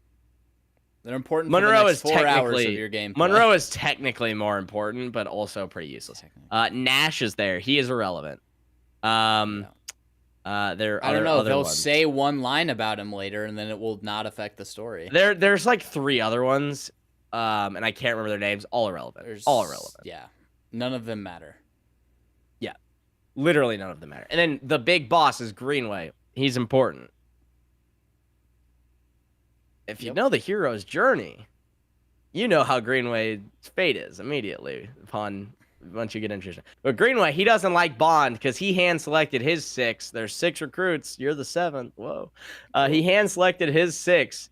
And Bond, he's just getting, he doesn't play by the rules, and Greenway doesn't like that. But he kind of likes it. But he's not gonna let him know he kind of likes it. He likes the results, but he doesn't like the way he. But he kind of likes it though. But he kind of does though. Yeah, and he's like, oh, I don't like you, but I kind of like you. But I don't like you. That's the thing. And Monroe's like, yeah, I don't like you at all.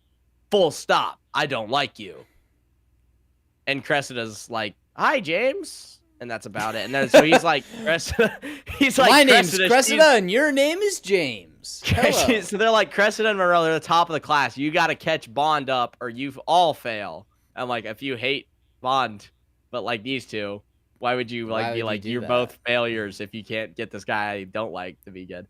But anyway, and Cressida, she's Hermione. And she's like, oh, no, I can't get a bad grade. She's literally Hermione Granger. Yeah, no, she's Hermione. Like, except a way worse character. But she's Hermione. Yeah. She's like, I can't get a bad grade. I got to get a good grade on everything.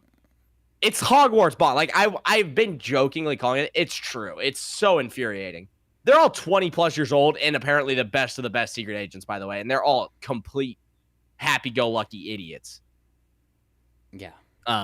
They're not hardened war veterans or... No. You know, considering James Bond is originally inspired by like the original secret or like not secret, the special operators in World War II. Mm-hmm. You know, Ministry of Ungentlemanly Warfare, which I think is like a very big stretch on the truth, but is allegedly that event. Those events are what inspired Ian Fleming, who's in the movie, by the way, to write the character of James Bond. Whether much of that movie's true or not, it's a pretty good movie. I'd recommend it. But it's like those are the guys. Like we're dealing with like super badass guys in World War II who are like. Yeah. Sneaking onto U-boats and blowing shit, like getting behind enemy line. Like, that's the guys. And instead we got like, I'm Cressida. I can't get a bad grade. And Monroe being like, I don't like you, Bond. And Bond going, I'm James Bond. Also, Cressida is like the equivalent of Baron Trump being a secret agent for the United States. That is true. Or she's like what isn't he the foreign minister? So it'd be like Marco Rubio's son being the most dangerous job ever for the U.S. military. Yeah. And him being like cool. And that's the reason the program's allowed to stay. Yeah. Is because of that. Now, in fairness, she's the guy in the chair. She's Ned. But still. But she does field agent stuff though. Yeah, but she's she's the tech one. She's the hacker. She's breaking into the mainframe. She goes into the field in every Yeah, but she's breaking into the mainframe. No. Well, no, but she's not one of the grunts. You know, there's like because they're sick. Well, it made sense when they were 6, I guess. Basically, everyone has their like tech person who's on the comms giving them intel, and then there's the muscle guy. Yeah. So the Monroe's muscle guy, and Bond's actively the muscle doing guy, and Nash is the espionage.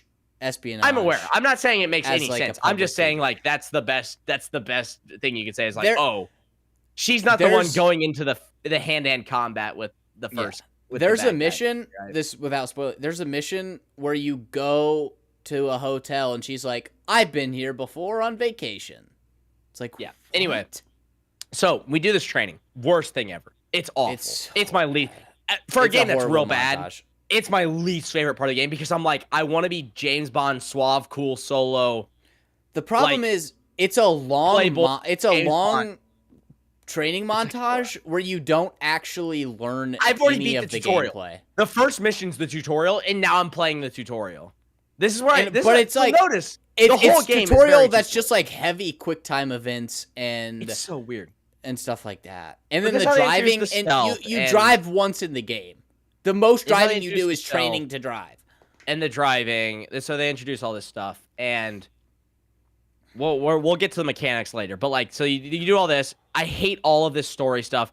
I can't stand any of these. I hate all these characters, and I hate how Bond interacts with them. I hate it. Bond This is is why people were annoying. saying Kingsman. I was gonna get the clip, but I didn't get it. Do you remember the scene in Kingsman: The Secret Service where like they're drowning in their bedrooms and they have to break out? And it's like a test. It's like Mhm. it is a parody of Bond, but it's also got serious stuff in it. And like yeah, Bond it's in a this game is serious more like movie. Eggsy. Bond in this game it's not a serious movie, but it takes itself seriously at times. Yes, it takes Bond in itself this game seriously. It has some It's campy far stuff more in it, like but- Eggsy than he is like James Bond, but I would describe that as insulting to Eggsy with kind of how Yeah, Bond acts. because in Eggsy Bond. was a character in the first Kingsman movie. Yeah, he's more. This Bond fits into the second Kingsman movie. Yeah, so it's just awful, genuinely. And then like after, eventually, it's like you're moving in with Cressida and Monroe, which is like what? And it also gets worse because it's later revealed like you're the third wheel. Like Bond is a third wheel. Yeah, sure, bro. This is what I wanted to play Cuck Chair James Bond. That's what I wanted to play when I was like, let's go. The Bond is back. I'm a cuck in the apartment. That's great. This is exactly what I wanted. And Monroe, he's starting to like James. He's like, oh, It's like, you're oh, not my too bad. And dear then they have a good big buddy fight. Monroe. They have a real big fight, and then it goes bad, and like a bunch of people almost die, including Monroe and Bond. And then Greenway's like, "What's wrong with you?" And Monroe's like, "It was my fault." And then now it's like, I'll yeah, now take you're the just heat, buddies. James, Now you're and then just you're best homies friends. now. You're literally so just best stupid. friends. It's so stupid. And this is also a point where Monroe says we have all the time in the world, which is important. So I haven't seen the movie, so this is where I'll be like, this is me being like kind of casual, but like I know this is a thing. It's in the movie On Her Majesty's Secret Service. Is where this line exists between Bond and the romantic interest in the movie, and it's like a really emotional thing. We'll get more into that later because that romantic interest dies, and it's like, and then he says it once they die. It's like we have all the time in the world. It's real sad, apparently. Yeah, and haven't seen the movie. I'm actually planning on watching that one as soon as I can find it because I want to watch old Bond because it's like I like Casino Royale. I don't like any other Craig movies. Anyway, that's important. So Monroe says that at some point. He's like, "Well, we have all the time in the world. You do more training. Oh, there's a part though." And again, we'll go more into this, the mechanics, where you could do a whole training, but if you just go off the spectator area, you can skip the whole. It's so cool that they let you choose this. You can do this path instead of the taking out the bad guys path. But yeah, so there's you got to get a flag and all this, and it's like, oh, first rule of spycraft to do the unexpected. But you like destroy the entire thing. But it's like, and then it's they're like like, good. we didn't notice you assault 30 people last night. None of the anyway. people that you assaulted out of nowhere said anything. They just woke up from being beat unconscious and were like, No, it's noted you're not a got me. double O. So you're not a double O at any of this point. You're a double O in training. So after this, right, we do the training. It's so long in the game, by the way. I know I kind of brushed past it. So It's like many 3 hours. hours. It was my entire first time playing. Like, I played for a solid chunk of hours in the game I first didn't launch. get and through Malta my Yeah. first time playing. It was awful. And it's just infuriating. So like, I just want to play Bond. You go to a bar/club.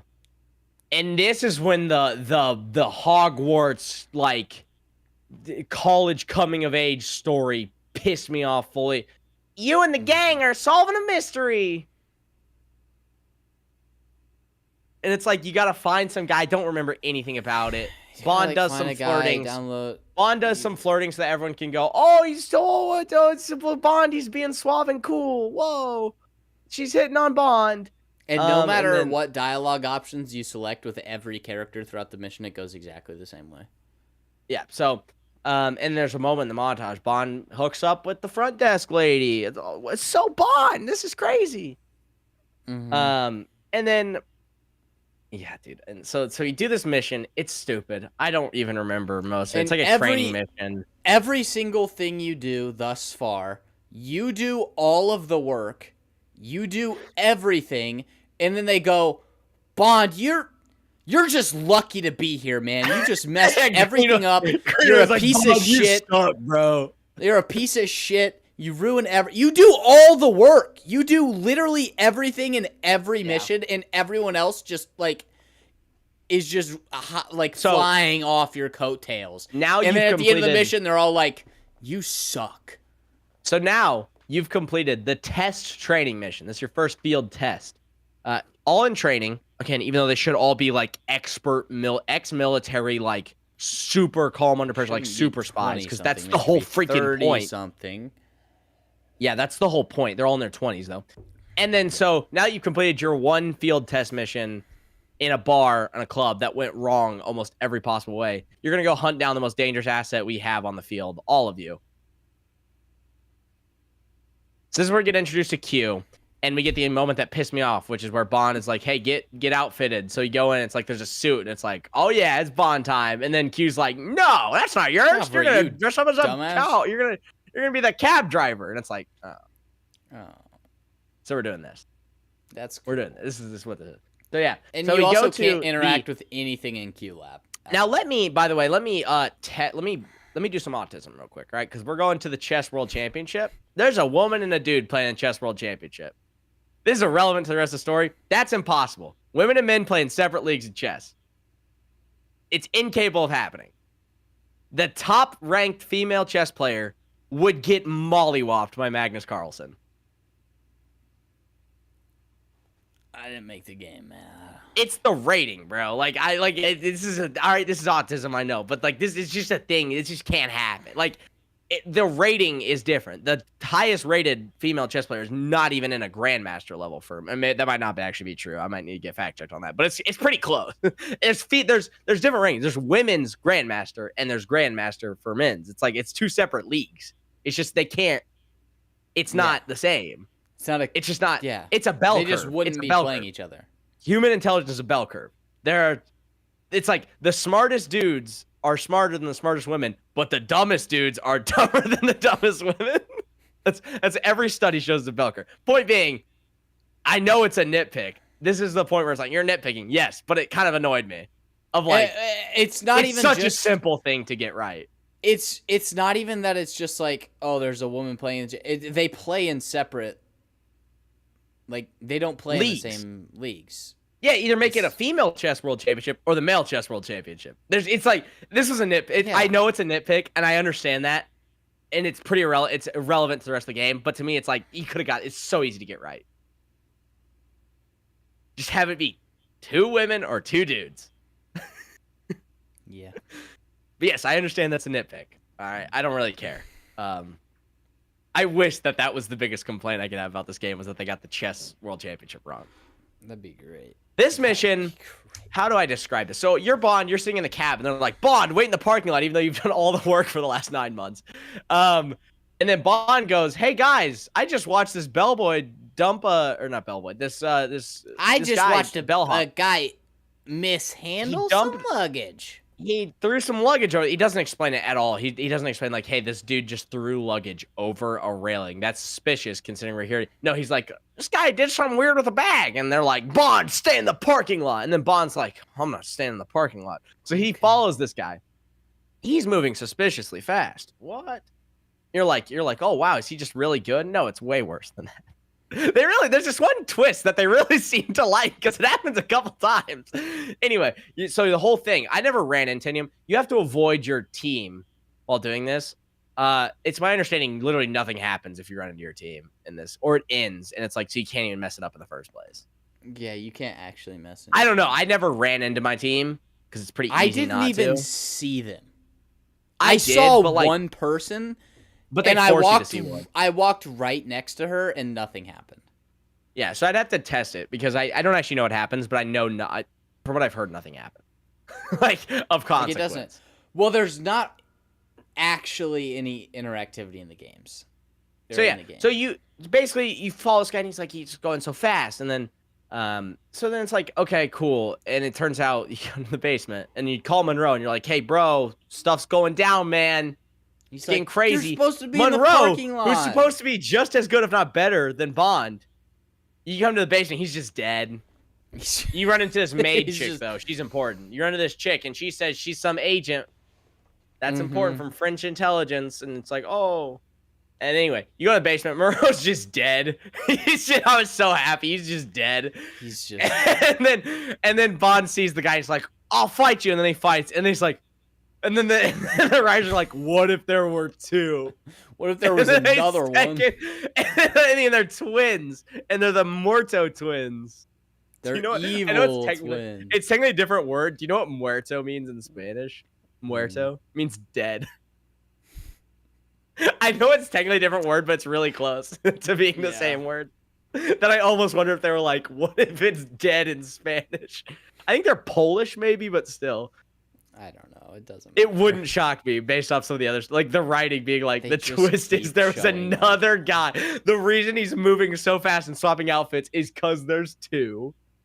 Dude, it's like if there's a bad guy you physically fight in the game, it's the twins. So you fight them. It just keeps happening. You gotta fight them both, and then Bond wins, and then he's got a bomb though, and he disabled. You gotta cut the wires. I'm assuming you can't make a wrong choice here, or you can. Literally just keep You can't. I'm assuming it's the same thing. I'm assuming you cut one, and it's like, oh no, the timer, and then you cut another one. It's like that one worked. I got it wrong every time. It was like I'm assuming that's how it works. I'll do this wire, and I didn't get it, and it was. I'm assuming that's all. Better do another one, and you just keep ripping wires until it works. I'm assuming like most things in the game, it's like, and like a lot of games do this, and it's kind of annoying where it's like you got to find something. If you check something, no matter what order's in, it's always the last one you check. Yeah. Which is like really stupid because statistically it makes no sense, but whatever. Yeah, so yeah, you just cut the wires and it's like, oh no, but then there's another bomb. And this one goes off. It just blows up. So you spend all that time disarming a bomb. In 009, he's got bombs. Yeah. So everyone dies except for Nash and Cressida. Cressida gets crippled. Yeah. And Nash Greenway disappears. Nash disappears. And I thought that was going to be important. Never comes up again. Nash is gone. Never comes back. He's out Nash of the story is gone. now. That's the only reason I know Nash's name because they were like, they Nash make a missing. point of being like, he's off the grid, and if he's the trying only not reason to I know let his us name. find him, we That's won't the find only him. reason I know his name is because I kept waiting for him to come back up and he never did. But anyway, doesn't. that's spoiler. So everyone's bombed up to hell, and then Greenway's like, "Don't let 009 get away, man." So you're running, and he hops in the car, and then the maid chick, she's there, and she's like, "Hey, let's go," and then they drive, and you gotta drive to an here. airport, and then you murder 500 people at the airport. Oh, and you get your license to kill. Yeah. Which we'll get into the license to kill stuff a little later. Yeah, so you kill the people at the airport. Bond throws a watch at the wall and it sticks as he falls out. You got to grab a parachute. Wow, so cool. So action. And yeah, so everyone's dead. And then you're introduced to random guy, random rich old dude at the funeral. And he's like, I'm a good guy. I'm a good guy. I made the AI that you know is going to be evil. I made that. I just hate to see all these dead agents. I created Thea. I can't remember his name. His name. Webb. It's Webb. I don't know his first name. Sir Nicholas Webb. You're introduced to Sir Nicholas Webb, and he's like, sorry for all your friends dying. Sorry for all your dead friends. I made Thea, by the way. I'll see you around. I made Thea. Later, Bond. I heard a lot about you. Later, bro. And then he leaves. I was literally, when I was watching, I was like, what is this game about? The thing I've spent like 5 or 6 hours on, they're all dead or paralyzed. Well, so 009 though, now. that's what we're after. So now you go back to M, and she's like, we got to go get 009. And then you don't. So is this the Bavma mission? Yeah. Dude, it's so long into the game. I feel like there's no way we're at the Bavma mission because that's, but it is. That's we're so at the Bavma deep. mission. That took me so many hours. It takes so long to get to. So Bavma, he's a big warlord, and you gotta get him.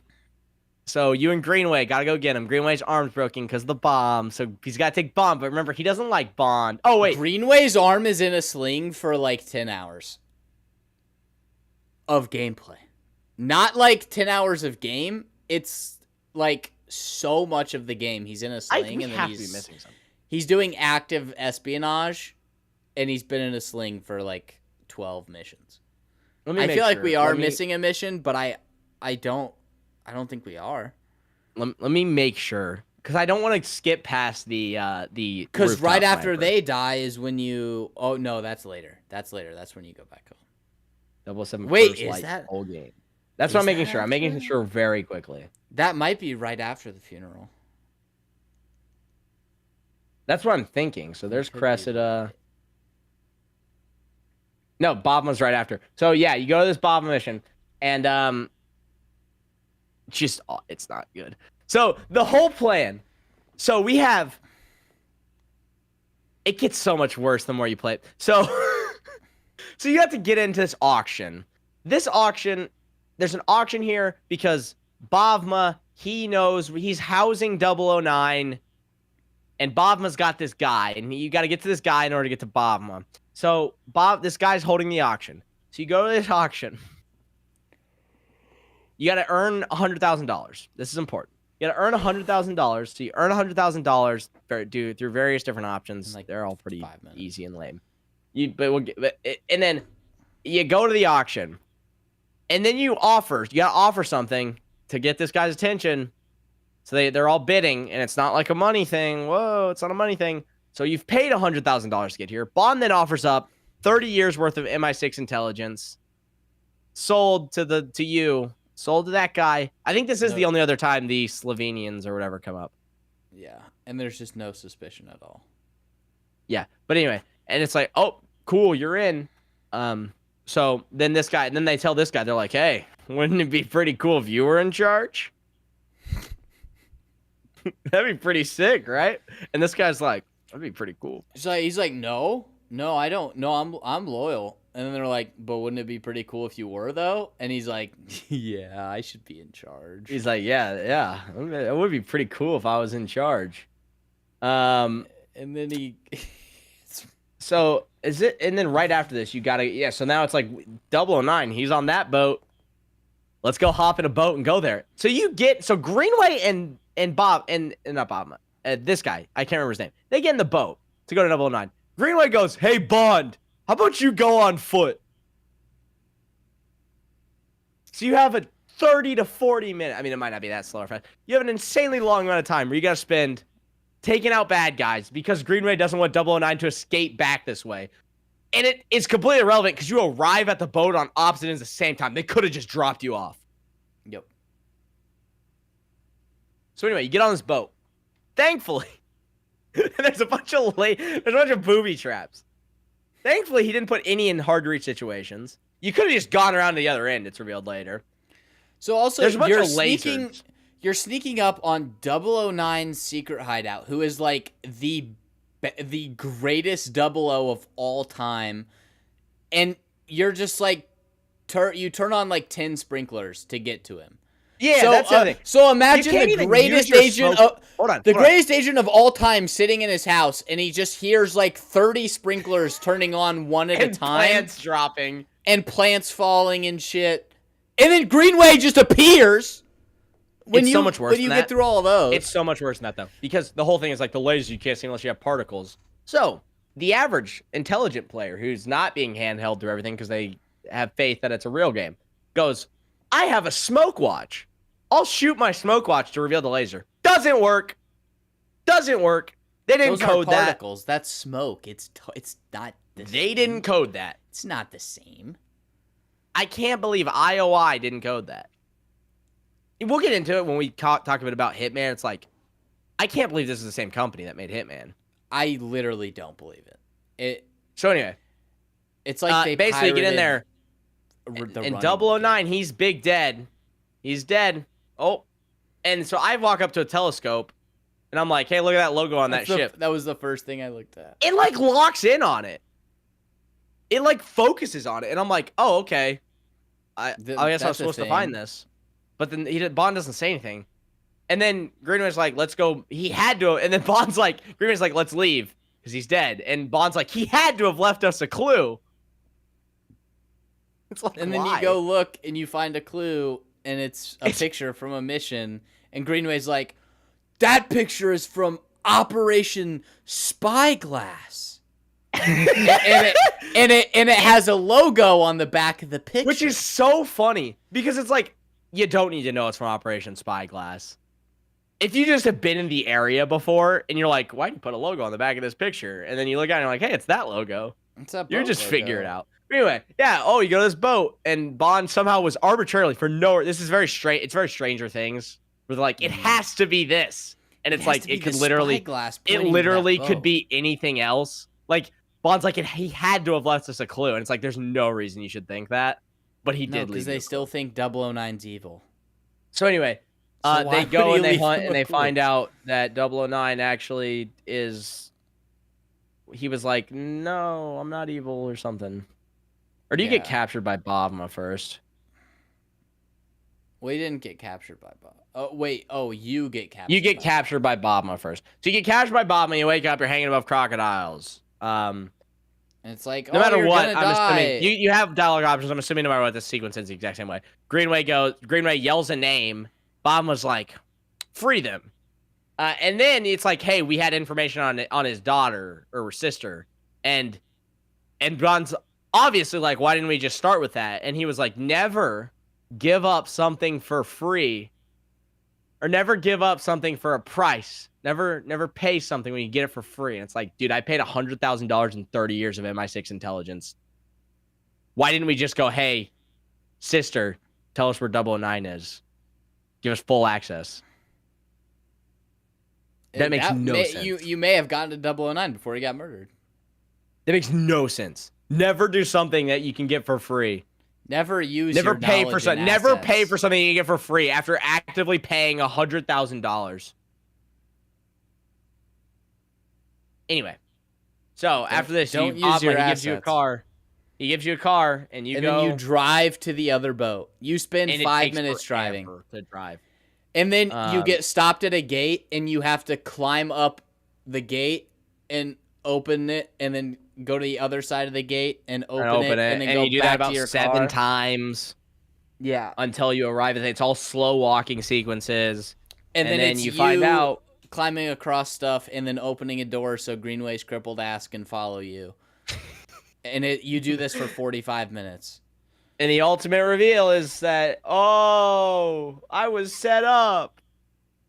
It's like, And Greenway's okay. like, I killed everybody for no reason. And Bond's like, you couldn't have known. It's like, well, he kind of could have known.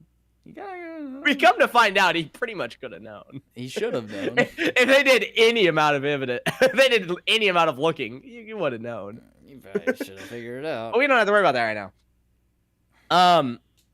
There's also like a bunch of symbols that can only be seen with the Q lens, and it's like, what? It's like, did he have that 10 years ago?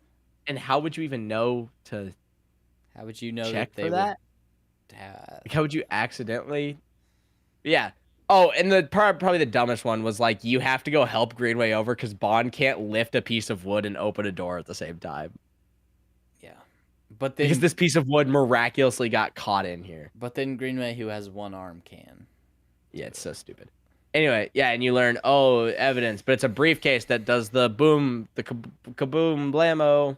It'll go boom if you open it wrong, and then he opens So anyway, it right, Greenway it's and Bond get surrounded by 1 million people. One of them opens a briefcase and goes kaboom, losing all the evidence. Greenway and Bond are surrounded by 1 million people. They're like, oh, I guess we're dead. And in fact, they should be dead, but then they get bailed out for some reason. And they survive. I think it was Bob, right? He pulls up and he's like, because the game's not over. that's literally the only reason. And then they're like, hey, this isn't evidence, so it's not an open and shut case. So M said no skis. And we're shut down. And Bond's like, what? And I was like, wasn't the whole point of bringing the 00 program back to get people to trust their gut? And Well, no, I know technically, Taya, by the way, it's like, oh, but she's in on it the whole time. Shut up. No, She's shut up. The not whole in on it point. the whole time. The whole point is it's like, oh, these are they're trusting their gut. And then now it's like, but she's playing the system because she doesn't trust something. Shut up. So Bond is like, I'll drive you back home, Greenway. And then like I could sum up the next 20 minutes of gameplay. It's like this could have been a cutscene. A very short You cutscene. are playing the game, as in you're driving down the streets of London, except, by the way, you don't have to do anything. This is a common thing when you get through the driving sections. It just drives for you. It could You just be a can let cutscene. go of the controller. I'll show you when we get to some of the mechanic stuff. You just drive. But anyway, you drop Greenway off at a bar. Bond goes home. There's a note on the table. It's like, hey, I'm killing myself. My name's James Bond. And I was like, oh, it's Nash. There's the thing. Not Nash. It's not. Nope. Again, Nash is never coming back. It's just two random guys. It made perfect sense for this to be Nash, by the way. Until it doesn't. But yeah. So anyway, this guy's here to kill you. He doesn't shoot him. He doesn't have a gun. He doesn't have a knife. He just tries to strangle Bond. Bond easily beats him up. And then he goes to the kitchen. To kill Bond alone. He goes to the kitchen. There's another guy who's like, good You thing kill you that killed guy Bond. yet? And then they While fight. not looking at you. And then Bond is like, he's got information. And then uses him as human shield to tank a sniper bullet. And then Also, runs why are there outside, snipers if you have assassins? runs outside, chases this sniper down, hops on a crane that's getting shot down. Sniper sucks, by the way. So many moments he could easily shoot Bond and just You keep also missing. get shot. You have to get shot like 30 times throughout. And yeah, so Bond, he takes the sniper guy down. Oh, it's Twin One. And he runs away though. Uh-oh, and you call Moneypenny, but she's on a date. But the guy's a chud, so Moneypenny it's doesn't fine. care because he wants to watch the game, and she's being lame. Which, in his defense, she's being lame. She keeps taking calls from her work It's literally friend. like He just wants to watch and he's like, I'm He on a wants date to with get you a beer and I watch the watching game. Like, let's be like, he's like, I'm on a He's date right. with you, and you're kind of mid. Let's keep it a buck. You're kind of mid, and you're British, so it's like, you know, like a British, but- British 5 is like an anywhere else 3. There's worse places, like 2, but there's worse I don't know. places. But British though. What's a worse place? Canada? Worst accent of all time. Toronto accent is the worst accent. Yeah, that's true. It literally can't Crody. get worse. Yeah, but if it's like, but she's almost, it's not quite Who's London. on my fam? If she had the London accent, then it'd be like, okay, yeah, that's awful. You know, I'm being a little facetious here, but it's not like Moneypenny ain't a smoke show. All right, I'm gonna be honest. There's a couple of smoke shows in the game. Moneypenny ain't one of them. Yeah, there is. And anyway, so and he's like, I gotta get into this gala. So he gets into the gala. No suit, no tuxedo. He just walks in with a jacket on. He just walks in. He steals an invite. Walks everything, by the way, where you have to pickpocket. You just shoot a person with a sick dart and pickpocket them. Yep. And if you have to get Hitman, past you gotta the guard, work. you This will either be the first time I sick say dart 'em or Hitman. you laser their eyes. This will be the first time without going fully into the mechanics. I'm going to bring this up. It's like, in Hitman, you can get the overpowered Trank and Psyker, but you have to do a lot of grinding, and you really aren't going to get it on your first play through the game, most likely. And you can use it 3 times? Well, you have to choose. You can either bring that in or a gun, and you obviously want the gun. Yeah. And yeah, it's only 3 times. But anyway, so you're in this gala, and it's Bright's, it's Webb's gala. Sir Nicholas Webb. Oh, I'm glad I know who that is. But Foreign Minister Bright, that's Cressida's dad. She's there. And oh shoot, I totally skipped past this. Let me pull this up because this will be our first clip that we actually go to here. Sorry, and I know this is wrong, but this is post. Most of these clips, I also took a video of my hand playing the game just to show, because there's a couple times that'll be important. So the first one, I aptly titled Monroe's clip. Because that's the whole point of this scene. This is after you return home after the funeral. Oh, this was so bad. Or this is after you get fired. This is the funeral or fight. No, this is the funeral. So this is right before you get in your fight. So Bond is walking through and everything has a prompt and it goes, this is Monroe's thing. This is Cressida's thing. Monroe's shoes. I exit out of these really fast. Cressida's package. I tried to click every prompt. Cressida's letter. I couldn't face staying in the apartment any longer than I had to. I accidentally triggered that one again. But this one's funny. This one's one of my favorite ones. This one's one of my favorite ones. Cressida and Monroe's takeout menu. It's so bad. Oh, this is Monroe's cappuccino machine. Oh, look, it's Cressida's favorite mug. It was given to her by Monroe. Oh, it's Monroe's rice cakes. He always left those on the table. Oh, it's a flyer. Oh, martial arts. Cressida and Monroe, it's their final date. Not the takeout place. That was a different date. That was a date before. Look, it's Monroe's razor. He always we're not there. used that razor. Don't worry, I get to the razor. It is in here. I don't know if you were joking. It is in here. Hangman. Monroe's Hangman game. Poison tip umbrella, of course. Oh, it's the bike. Monroe loved the bike. Oh, it's Cressida's yoga ball. she always liked the yoga ball. It's nearly everything. Oh, card game. Monroe sucked at poker. They were playing tweeners.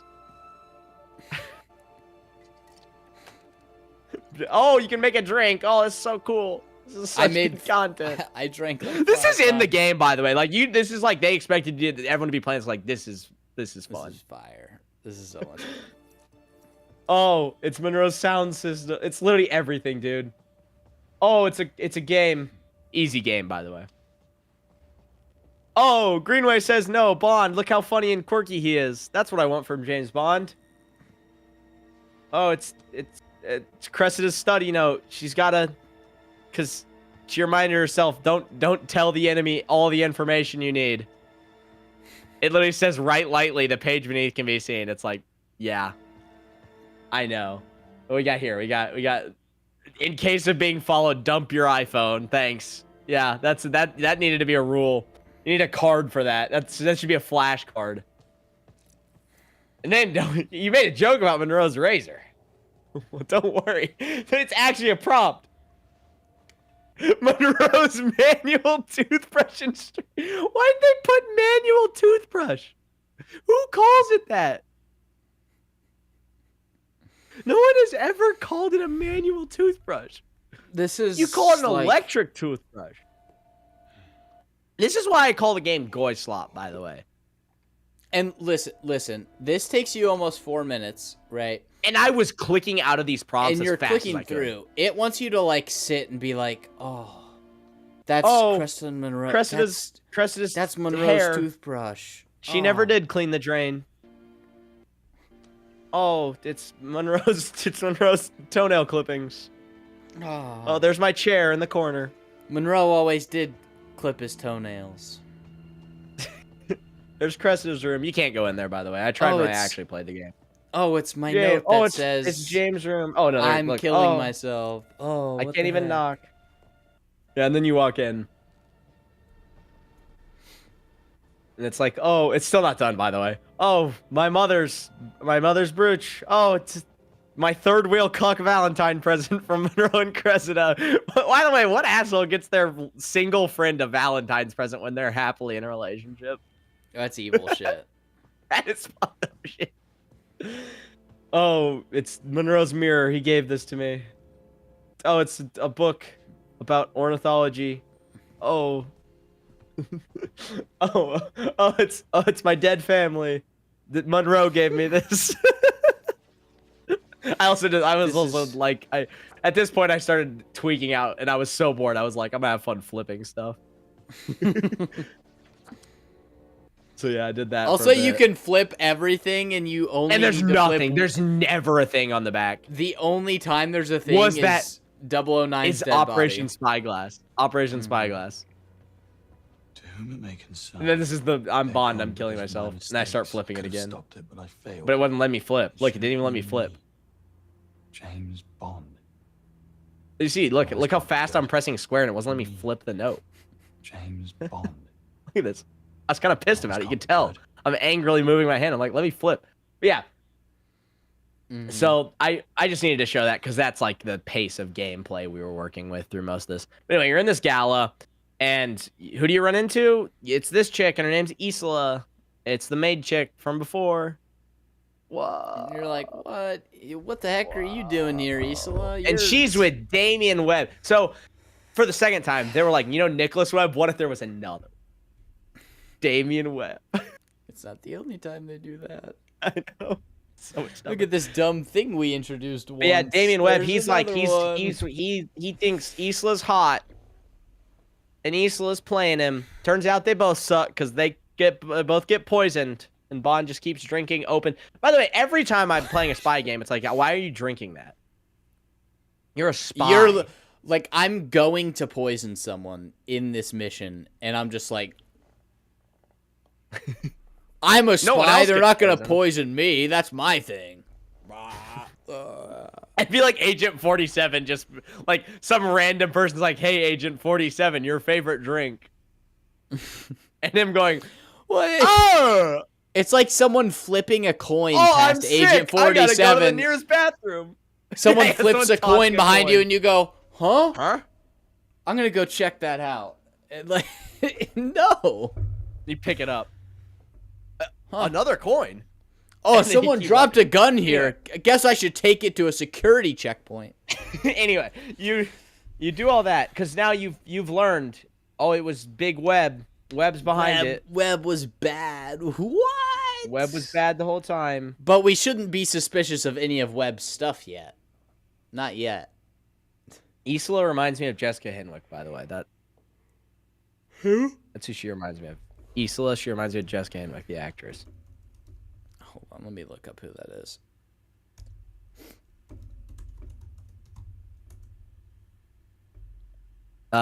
She was in Iron Fist. Oh.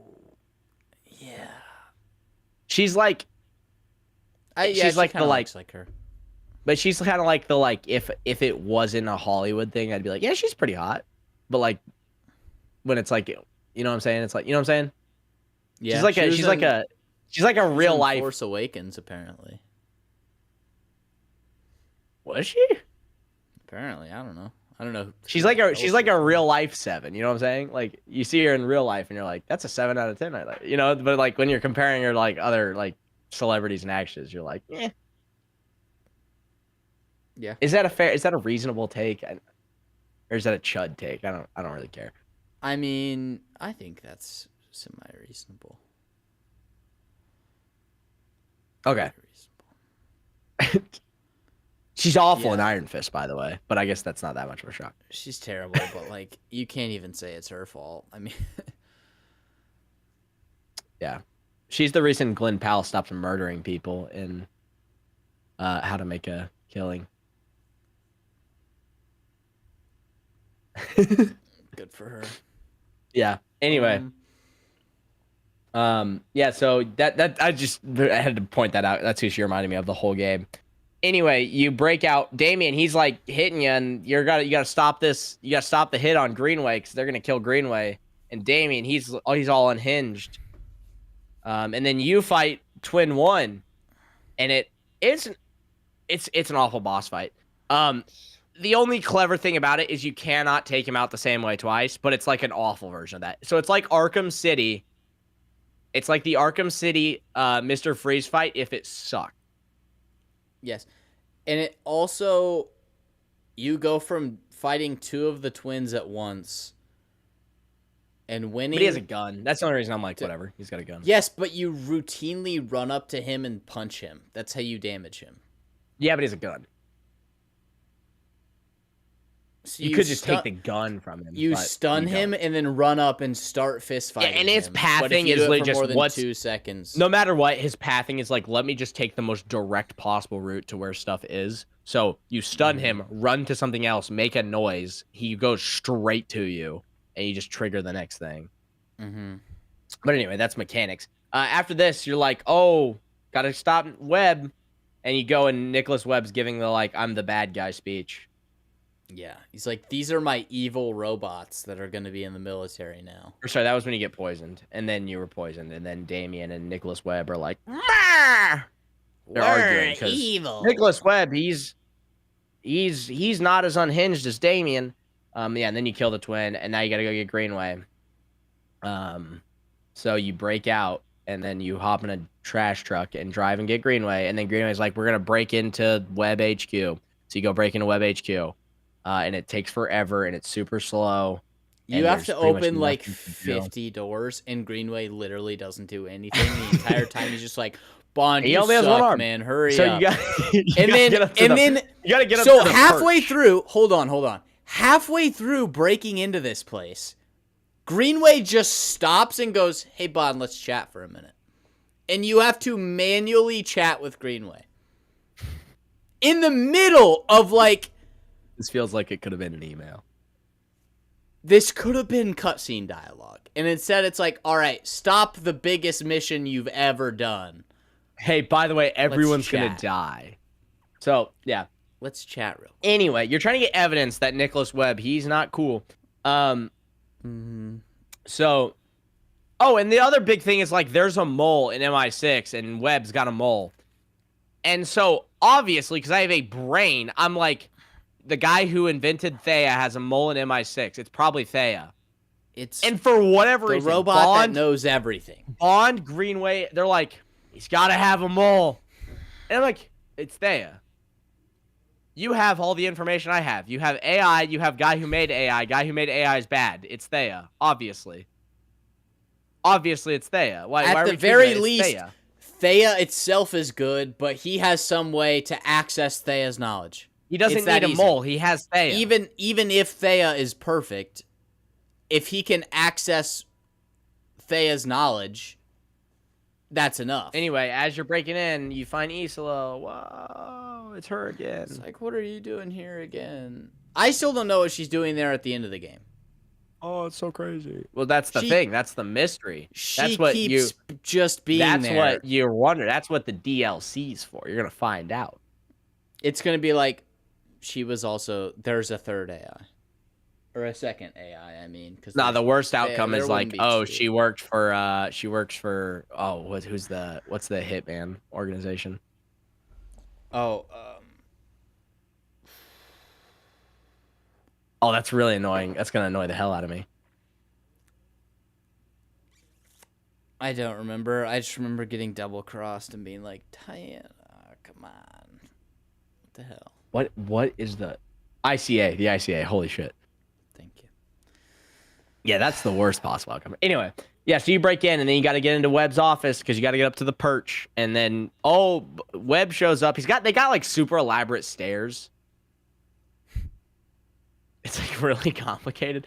Anyway, Nicholas and Damien, they're yapping, and they're like, we're the bad guys, and we do bad guy stuff. And there's like a super convoluted way to remember the code. And it's like, whoa, that's so cool. And then you open the safe, and the first thing you see is just a piece of paper that says Hyperion. And I was We're the like, bad guys. I was like, so it's like another AI? No, you weren't like that yet. You know, you're just like Hyperion. Okay. Well, yeah, you're like, what's that? That's like. There's still a big twist coming. Hey, you're getting into spoilers. There's a massive twist coming. And in fairness, I didn't see it coming because it was so stupid that I was like, there's no way that's an actual thing. Anyway, dumb. But now the perch is activated, and now everyone's after you. And you got to make it there in time. And this, it is a bit of a mechanics thing, and we'll come back to this clip, but I think it's worth showing for now. Because you're on a timer, and you got to run away from these guys. This is not my gameplay, by the way. This is Mauler on platform.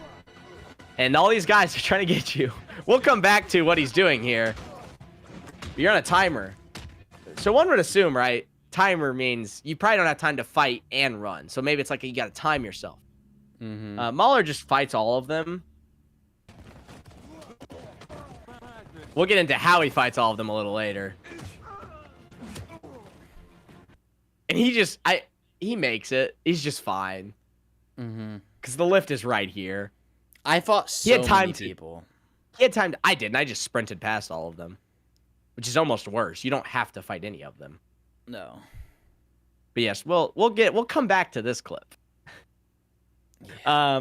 So yeah, you fight you get out and you make it to the perch and you get a disguise and it's like, oh, you're doing disguises. This is so James Bond.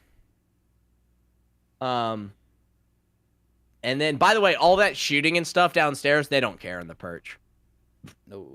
No, because that was in a different area of the map, so nowhere else. So you have the disguise.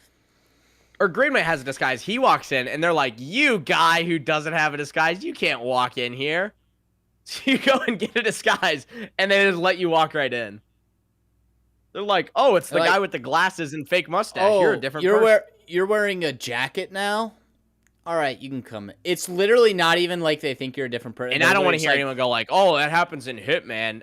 Bond has a very noticeable face scar. Hitman has a barcode tattoo. He's a bald white dude. You're not noticing shit. And you're not like actively being confronted with people either in Hitman. It's like people passively paying attention.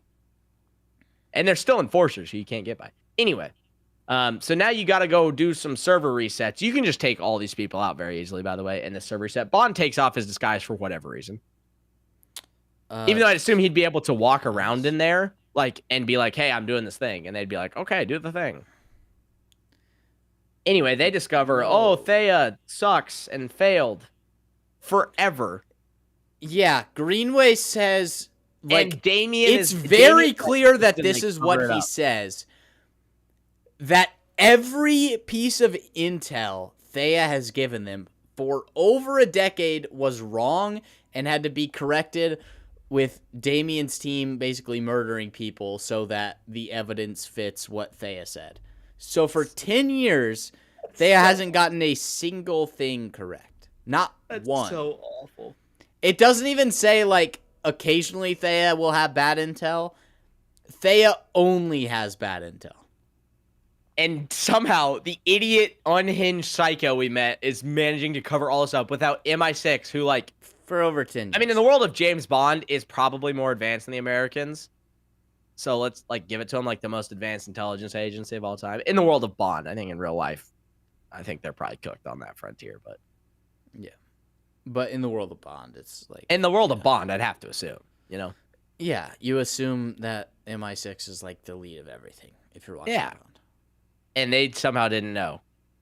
Cool. Yeah. And again, I'm like, yeah, obviously it's the mole. And they're still like, there's got to be a mole, though. Like, it's the AI.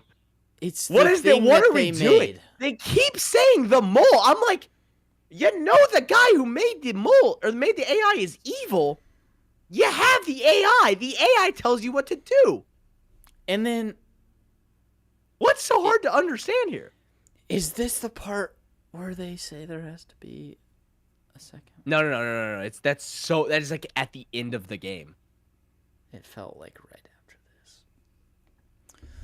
I mean, we're close to it. So yeah, now you're breaking in, and they're like, and then so you got to break out now. You gotta get out of here. You get a pin missile at this point. Thing's overpowered. I use it the rest of the game. Yeah, you just blow everyone up. It's just absurdly overpowered. Insta kill like 3 people at a time. So you gotta get out and you fight some people and then you get out. Oh, it's so cool. And then you return to MI6 and they're all mad at you. They're like, you and Greenway, you're going crazy. You're off the case, Bond. I need your badge and your gun. And then they're like, secretly though, you're going on a mission to Vietnam. And then IOI was like, it's Hakai, or not Hakai, it's Haven Island, but ass. That was my exact thought process when I was walking around. And in fairness, outside of the opening mission, this is my favorite chunk of missions in the game. It's the best map, and it's a worse version of a map from Hitman. Oh, but there's a hot chick. No, she's pretty hot. Don't get me wrong. Teresa. So that I guess we'll get there. There's 3 people, and Damien's gonna go kill these 3 people because they messed up. And that's how it works. Basically, it's like what it told it's them. Like Damien, it's like Damien is playing. No, I remember. There's a terrorist who's still active. That they had told them still active, but then they found out the terrorist is dead. So now Damien's got to go prove he's not actually dead by killing someone in the same way. So yeah, Damien's playing Hitman. Anyway, there's 3 people. One of them is a nerd chud. The other one is a isolationist no-go because someone tried to kill him before. The third one is a smoke show. Yeah, super hot scientist. Named Teresa. And so basically you do stuff to get it, and it's like, oh, it's Hitman. You can do multiple story missions to get it. You can't do it without the story missions, mind you, but no. You have to anyway, you go do the thing. You get one ways. So you talk to all of them, and then Bond is like, I'm gonna go relax for a bit. You gotta basically you're poisoning their blood with a tracker.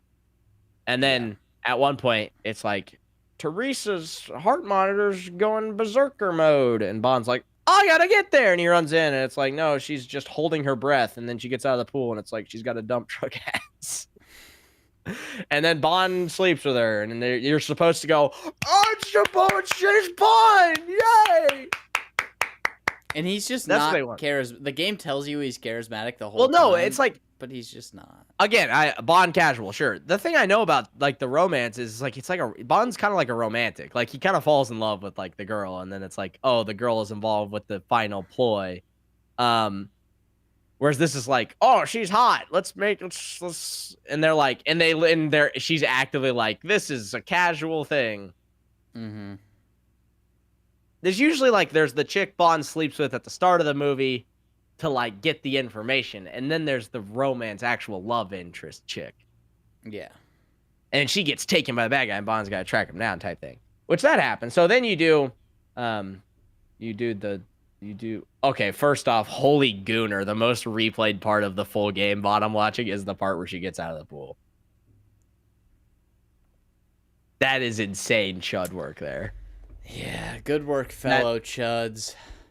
No, don't say fellow. This is like That's not film behavior. Chud. That's actual gooner behavior. This is actual incel gooner behavior. They're jorking into MK Ice and Fire full Bond playthrough. Oh man, it's the most replayed by a long shot too. There's a couple spikes elsewhere. That's the biggest spike by like a lot.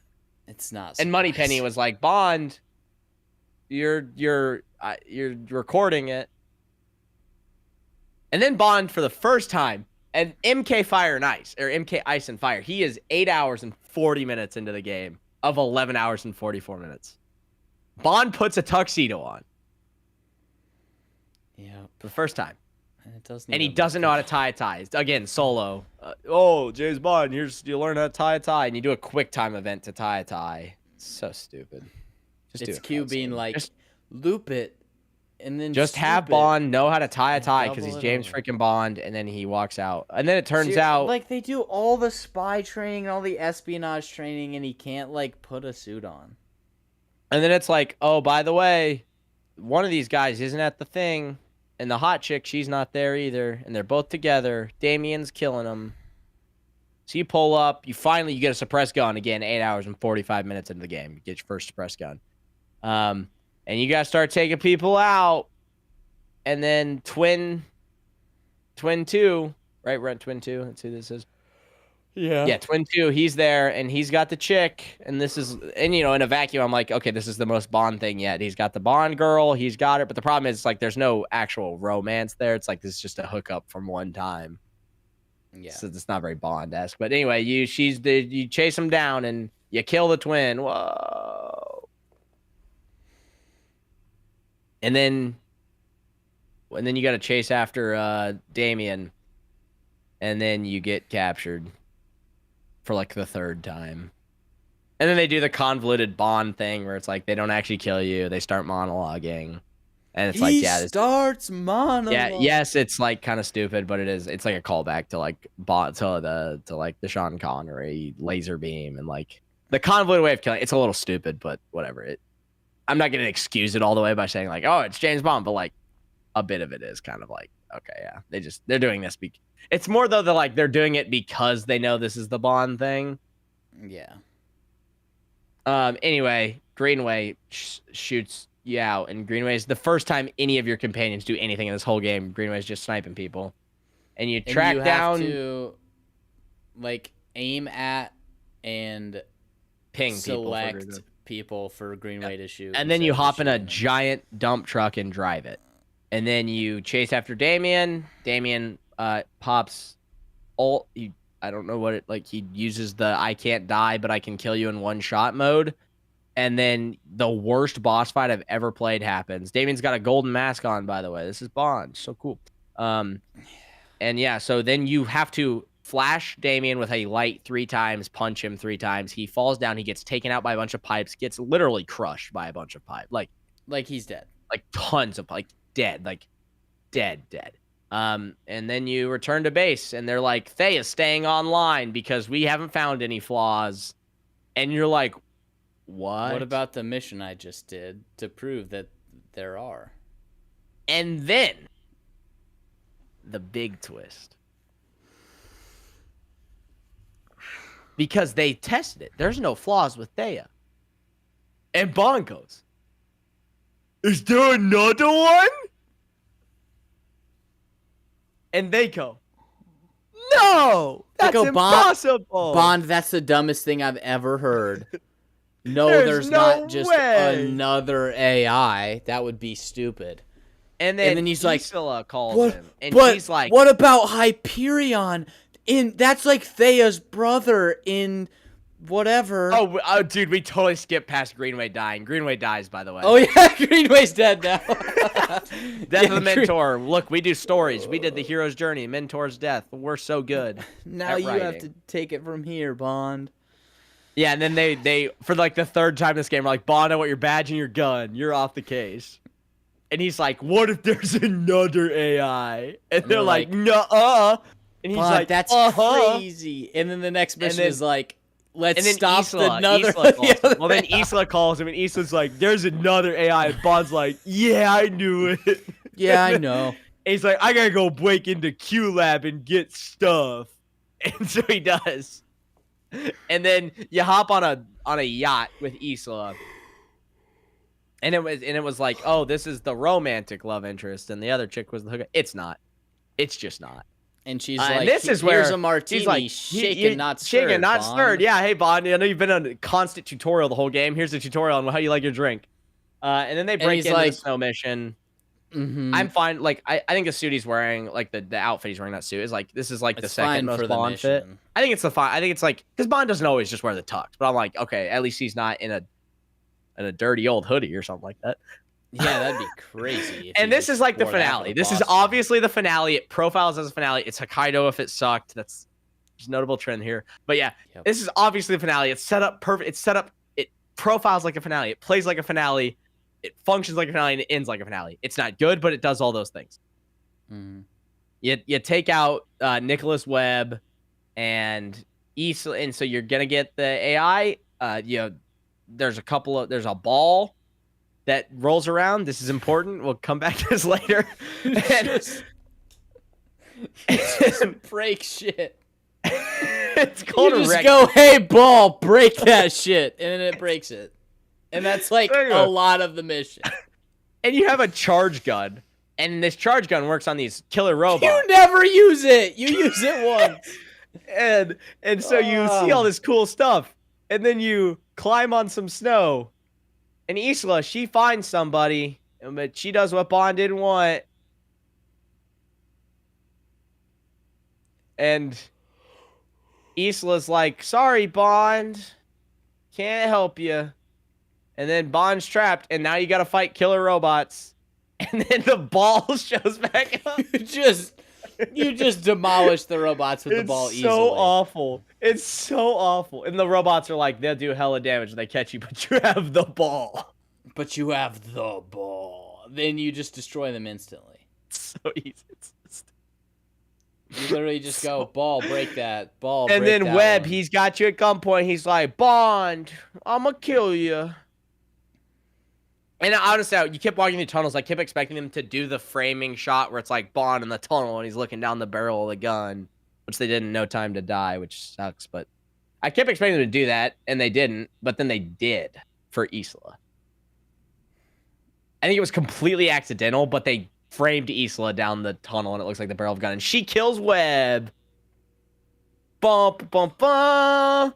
And then she grabs it. And Bond doesn't want Webb to die for some reason. I can't even remember why. I don't know. And then I don't know. Isla... Bond should be willing to kill people. That's like part of it. But it's not even that. It's like there's something like when he dies, something gets leaked. Like MI6 secrets get leaked or some dumb shit. And then Bond's got to chase Isla, and you have a license to kill and a gun, but you can't shoot her. Yeah, every time you could shoot her, she disappears around a corner. You almost catch her, you almost shoot her, but you just almost. And you chase her around, and then you chase her onto the ice. And then you catch her, and then it's over.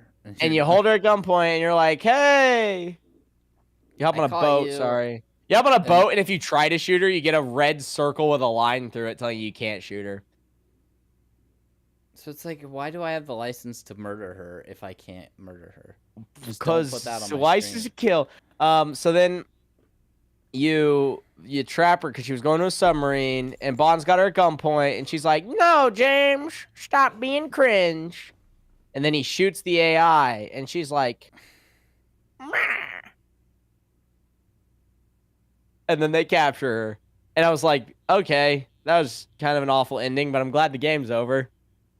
And it was like that was for an awful game. That was like the third best mission probably. Mm-hmm. And then it's which isn't good, and it wasn't a good mission. It was third best. And like anyway, maybe there'll be a fun DLC. I don't know. I was good with live content for Hitman, but this game sucks way worse than Hitman. So anyway, I'm glad the game's over. It was like 1 a.m. I had been playing for like 5 straight hours. I was ready to be done. I went from mission you break into Web Industries with Greenway through the end of the game. I played that straight through. On a Saturday. Dude. So, and then all of a sudden the screen cuts from the fade to black and it fades back in. Bond's got a dirty old hoodie on in prison. It's actually a clean hoodie, but I'm gonna say dirty because it reminds me of Punisher. And he's in prison, and so is Isla, and they're like, she's good. We don't know anything if he did this for the no-goes, but she's good. We can't learn anything about her. She's a stone cold killer. We don't know. And then the thing all opens. And then they look at each other. And she's like, I'm leaving. Are you coming too? And he's like, no. Nah. I have to help. Because I am on Her Majesty's Secret Service. And I have no time to die. You can go live to die another day. But I gotta kill the octopusy. And then it's called For England. And this is now obviously the final mission. And you're wearing a hoodie, some sweatpants, and like some Vans. Yeah. Bond, the guy who gets like the actor gets like watch sponsorships and like suit sponsorships, like car sponsors. Your final mission, where you're finishing the arc of becoming James Bond. You're wearing a tracksuit and some Vans. And you kill all the bad guys. You kill all the bad guys. And then they're like, it's a trick. They attacked the front so they could get in from the back. 'Cause that's where Thea is. And so they're like, they know all our secrets. And so M goes, Moneypenny is at Thea. And so you pull up and you go to Q lab, and Q's alive. And he's hiding in the couch. And he's doing the bit, and they're like, hey, Bond. Hey, just a warning, when you go into Thea, it's a magnified like safe house. So you can't bring a gun in. Magnified safe house. You can't get a gun in. Even if you try, it's gonna magnify it.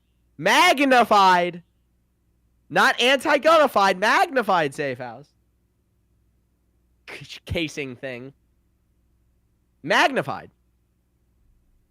Magnified. Did I mention it's magnified? You may have mentioned it. Well, it's important because you have a gun and you take it in, and then it gets zapped away because of the magnification. And you walk in and Damien, imagine there was another Damien, and he's wearing a giant metal suit and has a knife.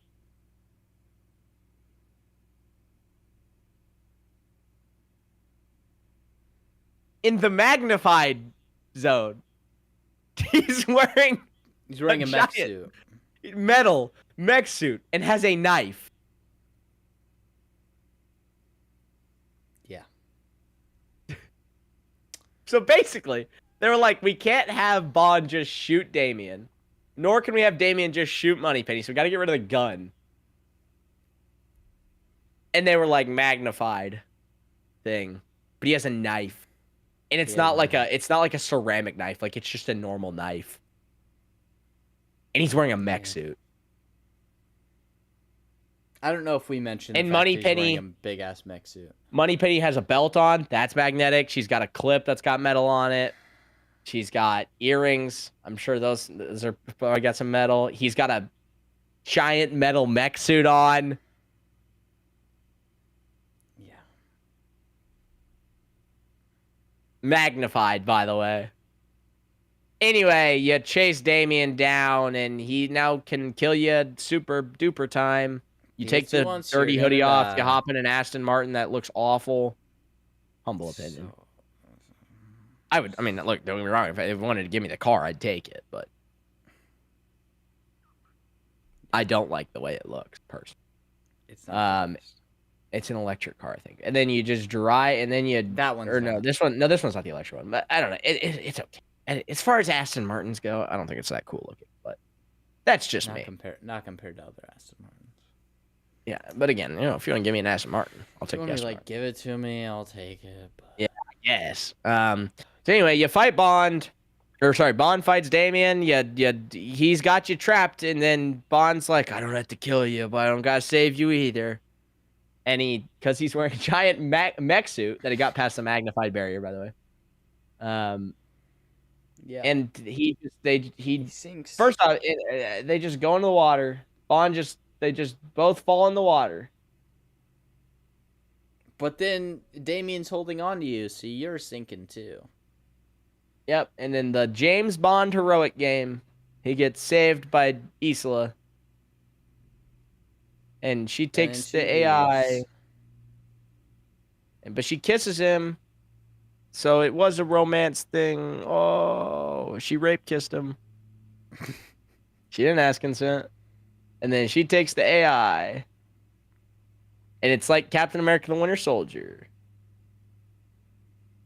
And then Bond is in, and then Bond's at Greenway's grave. And he's With like, him. call me 007. And then they play like, the she's like, hey, 001. And he's like, well, I'm the 7th actually, recruit. And it's like, I well, was if the 009 7th existed, I think you're the recruit. 16th recruit at worst. Yeah. But they reset, though. But if you're paying homage to the previous dead ones, wouldn't you want to pay homage to the dead ones who were wrongfully killed because of Thea? So you'd be like 0016. Also, yeah, especially since 9's a good guy. All of them are good guys, except Greenway and Nash, I guess, but... So, the fact that 009 exists and the 00s existed before... Hold on. It's like, so there's already been... This means there's already been a different 007. It's like, I'd rather play a game with that 007 than this one. Is that one James Bond?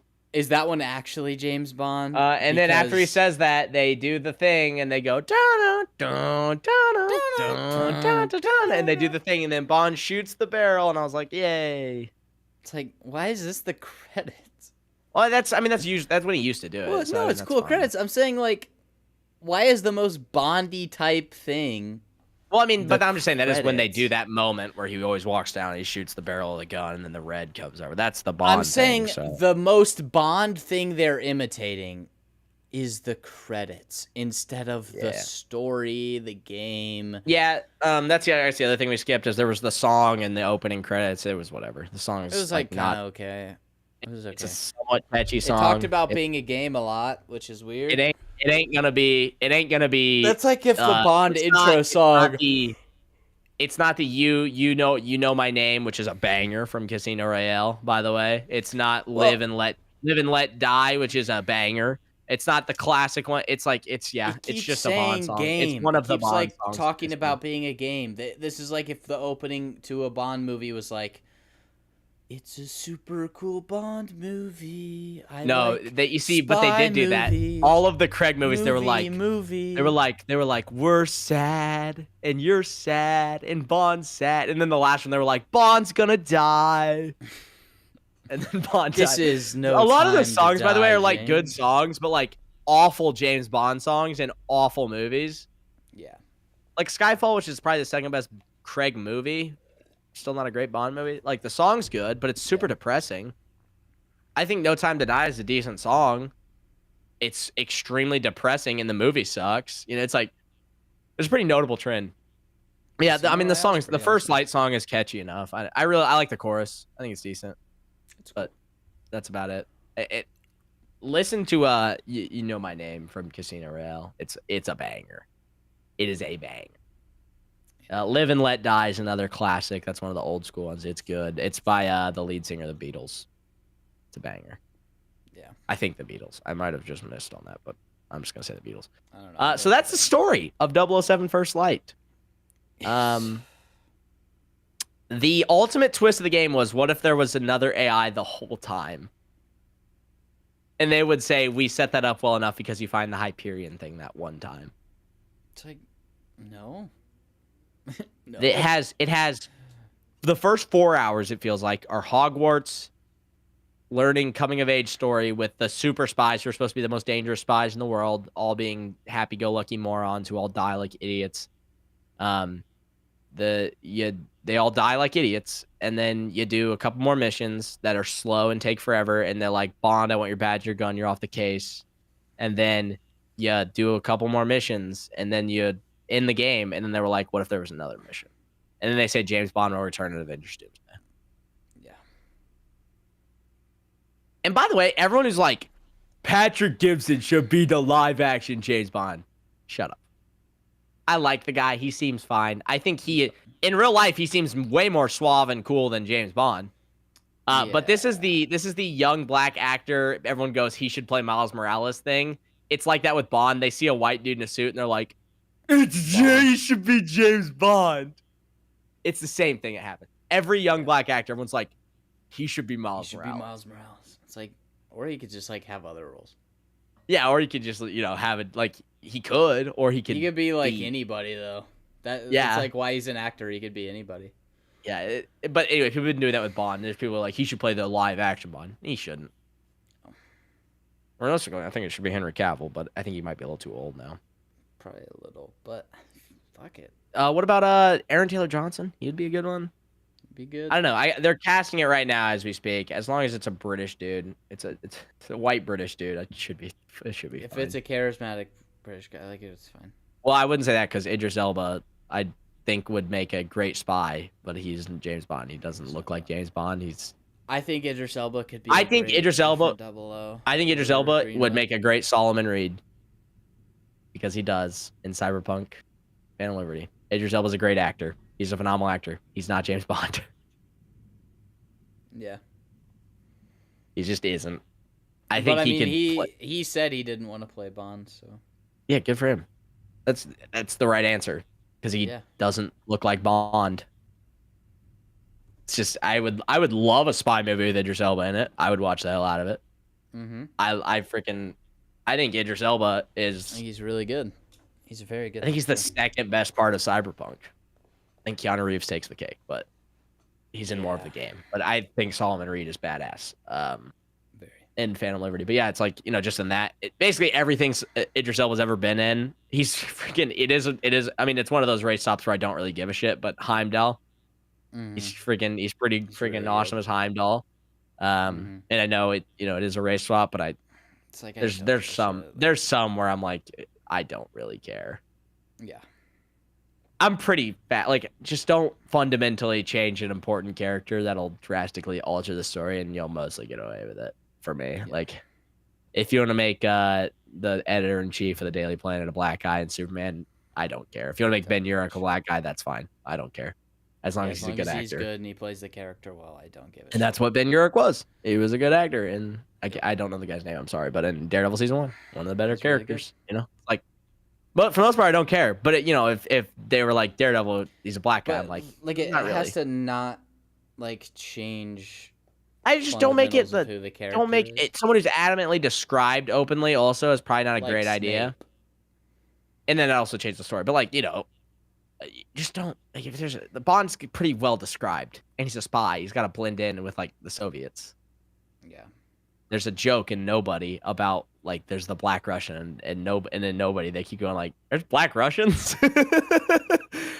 It's a good joke in the first Nobody movie. Anyway, so that's the story of 007 First Light. I think Patrick Gibson probably could have played a good James Bond. I hope in a DLC maybe that doesn't suck he could. Yeah.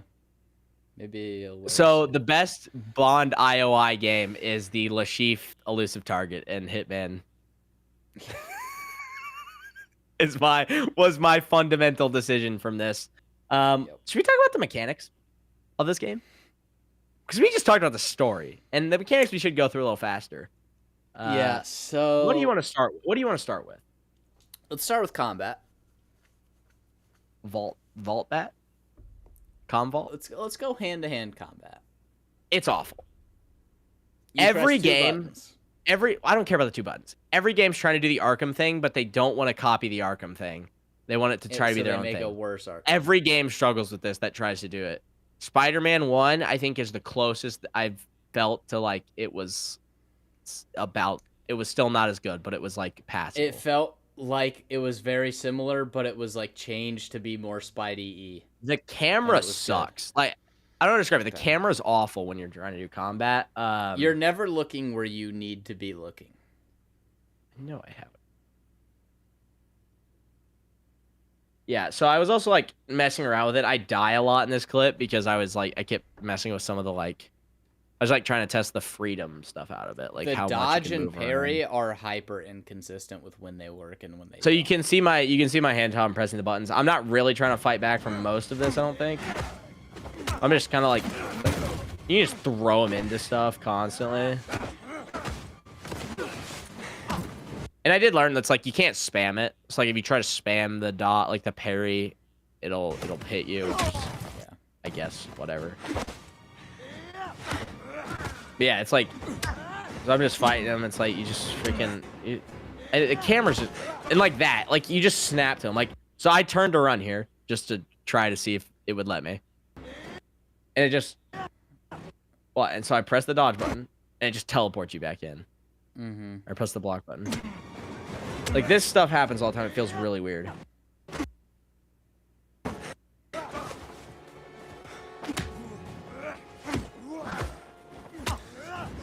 Yeah, so I mean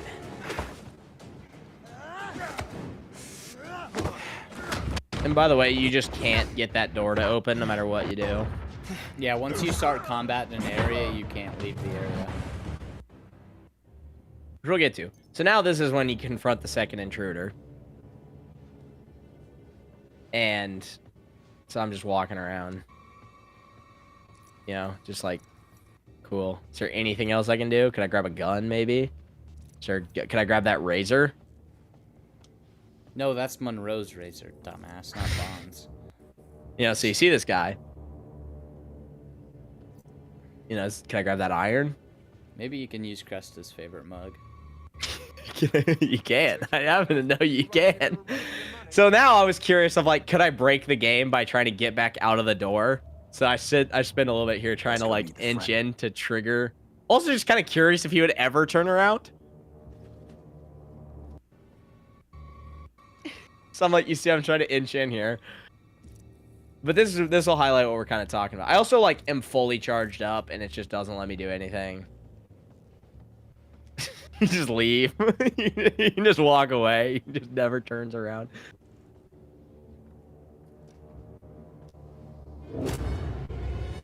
And the door's just closed now. So this is... We need to talk a bit about the enemy AI here. Because I show how exploitable it is in this fight. Go to hell. This is the vaulting.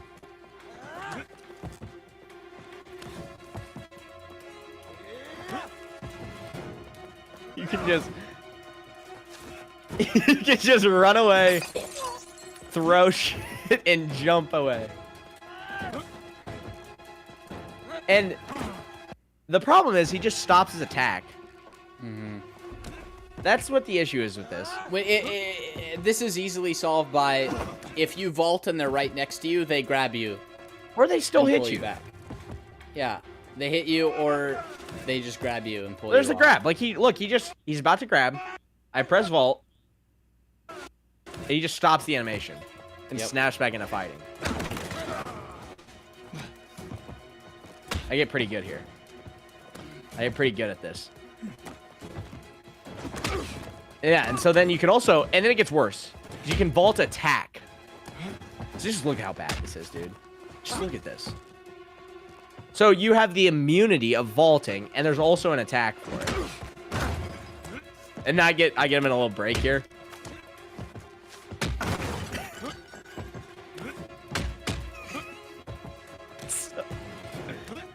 And I learned, it doesn't, so yes, there's the vault attack prompt. Like that. You see, there was there for a second. And he does that animation. But you can just, there was no vault attack prompt there. If you just vault and make contact, it plays the audio and he reacts as if you kicked him. So I was just, now I know, so this one, it doesn't let you actually knock him out with vault attacks, it appears. Which is kind of weird. Because you got to get this, you got to get the dialogue out. Yeah. I just got him stuck in the fridge. They're mulling MI6. Look at this. This guy has tanked like 7 kicks to the face.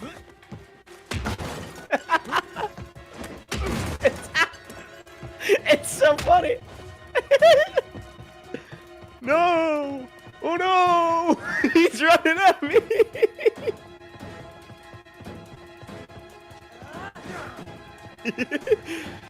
And it's like you could say, oh, you could do this in most games. You really can't. Like a lot of games, they'll just shoot you. Or they'll get knocked out after 3 kicks like that. Oh, but don't worry, because I was curious. So I'm like, oh, I guess you can't get someone knocked out with the vault. You can't get knocked out with the vault attack. So I went to my second favorite option, which is just to throw shit at him. Mm-hmm. I did that in every fight in this game. I just started spamming the throw button. But first I was just like running away. I was like, is he ever going to do anything? So then, yeah, we get this. This is when it annoys me. When I'm blocking, it's fine. When he freaking does this, this is the stuff that annoys me. Watch this. Starts the animation. Look how far away I am. Starts the animation.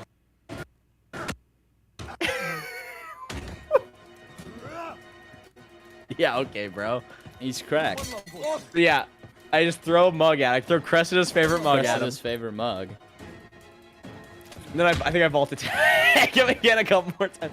And then or no, this is Cressida's favorite mug. Or no, I grab a wine bottle. I know I knock him out with a throw here at some point. And vault attack a couple more times.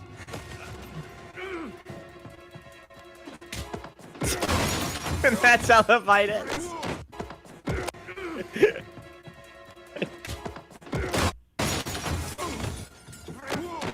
So yeah, and then right after this is when Bond just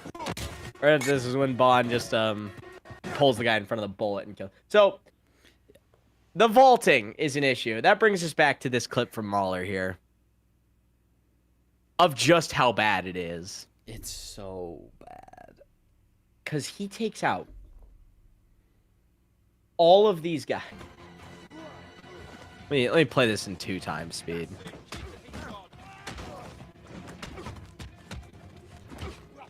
Just vaulting.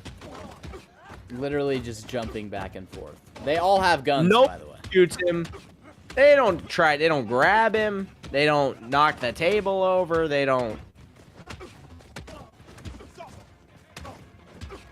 He just has to vault. There's just a table, and it's like, oh, we're good.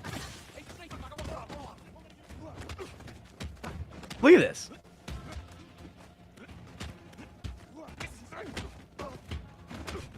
Like, this is exploiting it. This isn't exploitation. This isn't like an option. This is how you want to play the game. This is like you're exploiting This a isn't mechanic. utilizing a feature. This is exploiting something. Yeah. To which, you know, people will go, you're playing the game the wrong way.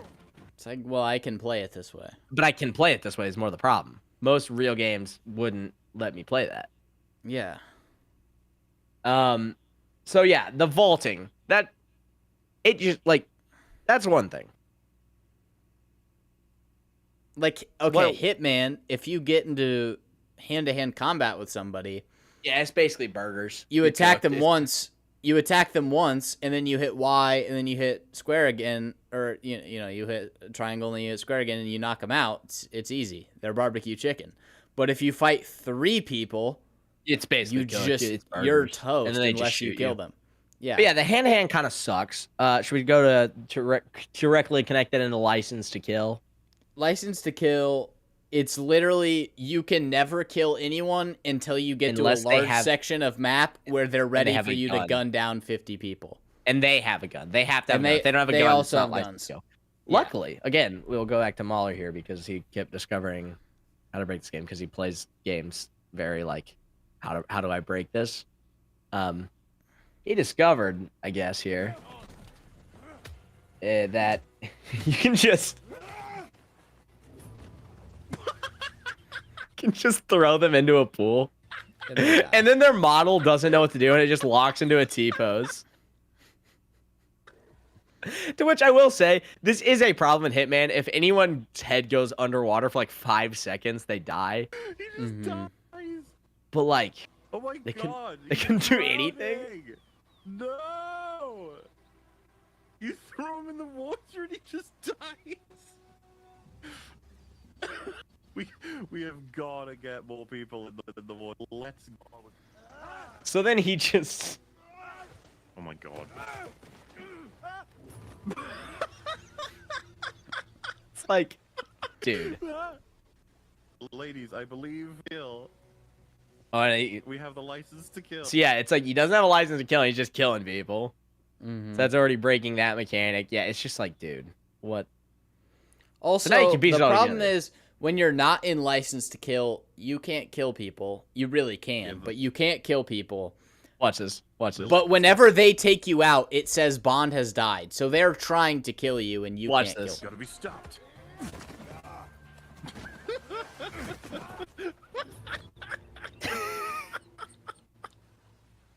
Look at that. The way that they sing. It's so bad. Like, that's easy to code around, and they just didn't. You know what I'm saying? Yeah. Yeah, so that's just the hand-to-hand combat. The license to kill is so stupid. Like, It's terrible. It's just like bad Hitman combat. Okay, so you know I mentioned that one mission where it was like, oh, we get to, if you just go around the training, then you can skip the whole thing. They were really ready for you to play the game in your own way. Bro, the rails that you're on with this game is It's laughable. like you can do things slightly different, but no matter what you do, it's exactly the same. And even there's whatever times it is, you can't, whatever and it you is can't do it. won't affect the next thing you have to and you do. can't do things different. Look at this. Watch my hand for this. So watch my hand. So this is probably the biggest culprit that came out online. I was curious because I've got. Let's take a note here. Let's take a note. I have fully charged battery, fully charged chemical. So we step out here, out of the exit. First off, Bond's dead. But anyway, they're all shooting. So now you are in this thing. I'm like, okay, what can I do here? I see a blue tarp. That means I'm probably supposed to go there. James, what's happening? So like, I'm like, can I break out of this cover? Can I shoot anybody? Are you alright? Look at this. I'm pressing every button. Nothing works until I run to the next spot. So I'm like, okay, can I go backwards? Can I break out of cover? Can I use my watch? Can I look how hard I can't even look further left. That's why I'm pressing my right stick so aggressive. I'm trying to look more left. Look at this. Look how much. Look at this. I can't look left.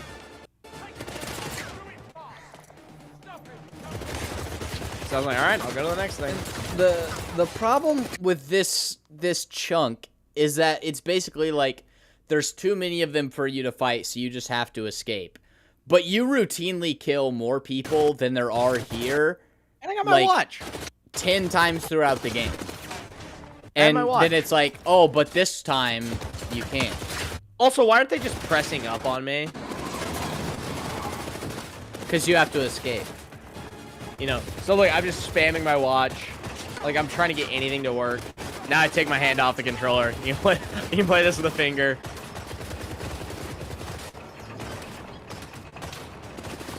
Dude, this is laughable. Watch what their AI does here once you get behind this cover.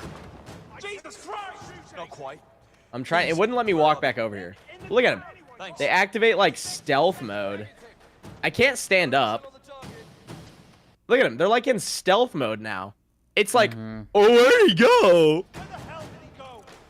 Yeah, she just said it. Look at this. He's like around the corner. And that's not me turning back around. That's me walking in, and it just turns me around. So I was just like, okay. So this is the one that went viral. Everyone's like, you can just play this with one hand. I will say you can't quite play it. I'm on the hardest difficulty at this moment, by the way. And everyone's like, you can just play it with one hand. You can't really just play it with one hand. You gotta touch this controller like 3 times. So here we go. You can see how much I have to play here. I have one finger on. I'm pressing the accelerate button.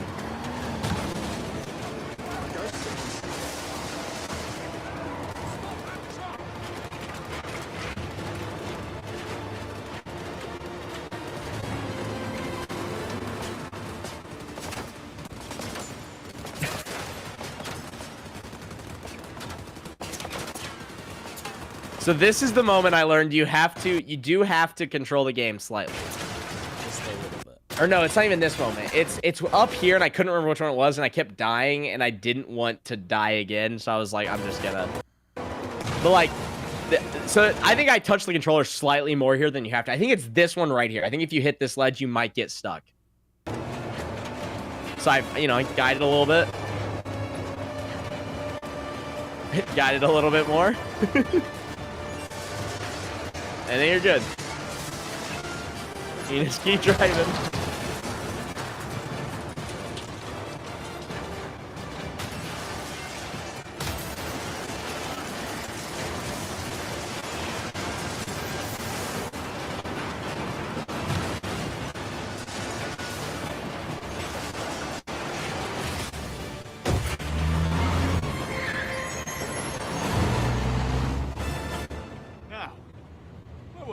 That's real. Like, I don't know if there's any more way I could prove that that's real, but like that's me pressing the buttons. Like, you can see it. So here's, it says Z, or it says triangle to enter. But it said Z. I don't know why. It says triangle to enter. You see, I reach over, I press triangle, it enters. So that's me. Yeah. That's my controller. That's the gameplay. You can literally, outside of one spot where you have to minorly adjust it, right here, I think. If you don't adjust it here, you might get stuck and die. So I adjust there, and after that, you're good. You're good, Chief. And maybe there, too, so I went there to be safe. But after that, you're good, Chief. You can just hold down. You just clip straight through the wall there. It's like... You just go straight through, and that's fine. Basically every driving mission, by the way. Yeah, including the boat. This is the one that went viral, so I went to that one to test it, because there was the dude who just showed that you could do that. But it's the boat basically one, you have to turn, like, once. And then it's like, oh, you're done. Once? It's a lot. I know. You actually have to. It's a lot of turn. So yeah, the dry, like, and that's a lot of the game. You just don't have. That's how. That's how all of the game really is. You don't have to. In terms of like how much your input does, it just doesn't matter. Your input doesn't actually matter at all. There's one other clip I have here that I got to see if I can find. Oh yeah, here it is. Here it is. This is the one. Let me pull this up. This honestly just kind of pissed me off. So you have in Hitman. Remember, you can unlock all those things in the missions, and you can use those in the mission. In Batman, once you finish the story, you can put on whatever suit you want, you can replay. You can replay the missions as suit. Spider-Man, you can change the suits whenever you want. So in Bond, they got all these outfits. Oh, that's weird. Tax him only. Okay, surely there's one in here, right? Tax him only. Guild. Oh, tax him only. Okay. Okay, tax him only. Okay, well, tax him only. Okay, that one's tax him only. Okay, I guess that one's tax him only. That's fine. Okay, tax him only. Okay, tax him only. Tax him only. Oh, okay, really? Oh, okay. And tax you know him only. the funny thing? When you start the tax him, you can beat the entire game and then go begin on tax him. You don't have a single suit. Okay, well, tax him only. Okay, tax him only. Okay, that one. Okay, I guess that's tax. Okay, that one's tax him only. Okay, tax him only. Okay, tax it. Okay. Okay. All right. I mean, tax him. Okay, tax him only. Tax him only. Tax him only. Oh wait, that was the iconic Bond tracksuit. You notice that? Look at that. Look, it's the iconic Bond tracksuit. We all remember the iconic Bond tracksuit. What's it say? What was the description even say?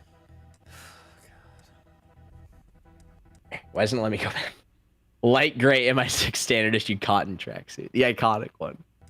The iconic one. Oh yeah, okay, tax him only. Okay, tax him. Tax him. Tax him. Tax him. Tax him. Tax him. Tax him. Tax him. Tax him. Tax him. Tax him. Tax him. That's every suit in the game. Lego does that. It's free play. You can play with any character. Like, this is a basic ask. You don't have to pre-render the cutscene. Like, just pre-render the cutscenes and then have me play in my funny suit. Like, why? It's really like that easy. That's easy to do. So yeah. Is there anything else you want to say specifically about the mechanics before we start wrapping up the discussion on this game? Is there any other notable ones? I guess every time you just like the charging up things. Disgustingly on rails. The gadgets are lame. Like, they don't do anything. Yeah, you need like two of them. I use the laser, sick dart, and missile the entire time. Like, they don't do anything actually interesting, but if you just spam like 2 or 3 of them, you just win the game. Yeah, they're like, hey, you're gonna want to swap around, and it's like if you use the shockwave camera, you're just wrong. Yeah, you use the laser to blind people and sneak past them, or you make them have to go poop and then you walk past them. It's literally the only two that I used. Or you use the missile pin to literally just murder like 4 people at a time. And then there was one other one, or it was the flash bomb, but it also worked as a one. It also worked as a one-hit kill in any engagement, so I use that one sometimes. I used it like twice, and I was like, but I can just sick people, and then like I don't have a problem in combat anyway, so. Yeah, but it was more for me of like being lazy and like just easy one-hit kill. But then I'd have the and then I got the missile pin for getting past people, and then I used the watch laser to hit people when I needed to in combat, and then the laser pin where you just fucking blow up, or the missile pin where you just blow up. So once the game released, though, everyone was like, game of the year, best thing since the best thing. This is the best thing since Ghost of Yotei. This wouldn't be game of the year in like 1945. And everyone's like 9 out of 10. 10, like, again, we're going to do it in the rating thing here. What would you rate this game? I'm just curious. What would you rate this game? Like a 4. I give it like a 3, and also like noting the fact that I will probably never replay it all the way through. Yeah, it's not even like a 3 that's fun. Yeah, like Cyberpunk I've replayed about 7 times. Red Dead Redemption 2 I've played about 7 times. Hitman I will constantly go back to. Like good story games I will replay at some point. This ain't one of them. Even Ghost I've replayed. Yeah. So which doesn't have crazy replayability, but I've still Tsushima? replayed it. Yeah. No, it does. That was an L take at you. Well, of the ones you just listed, it has the least replayability. I don't know. I'd say it's about the same as Cyberpunk. It does have good replay. Now that I think about it, there is some stuff you can do to focus. But meaning all of those are good and they're stories and they have some set outcomes and set things that you kind of have to do and have to happen. But you also have agency and you get to affect things and it's enjoyable to play. It feels good to play. Yeah, And so these games are all at least 7 years old. and here's the deal. I paid $70 for this game. We paid $70 for this game. I would like to I paid- refund it. I pay the same amount for every other game, but like the point is, it's like, look, let's not just go like this is the bestest thing.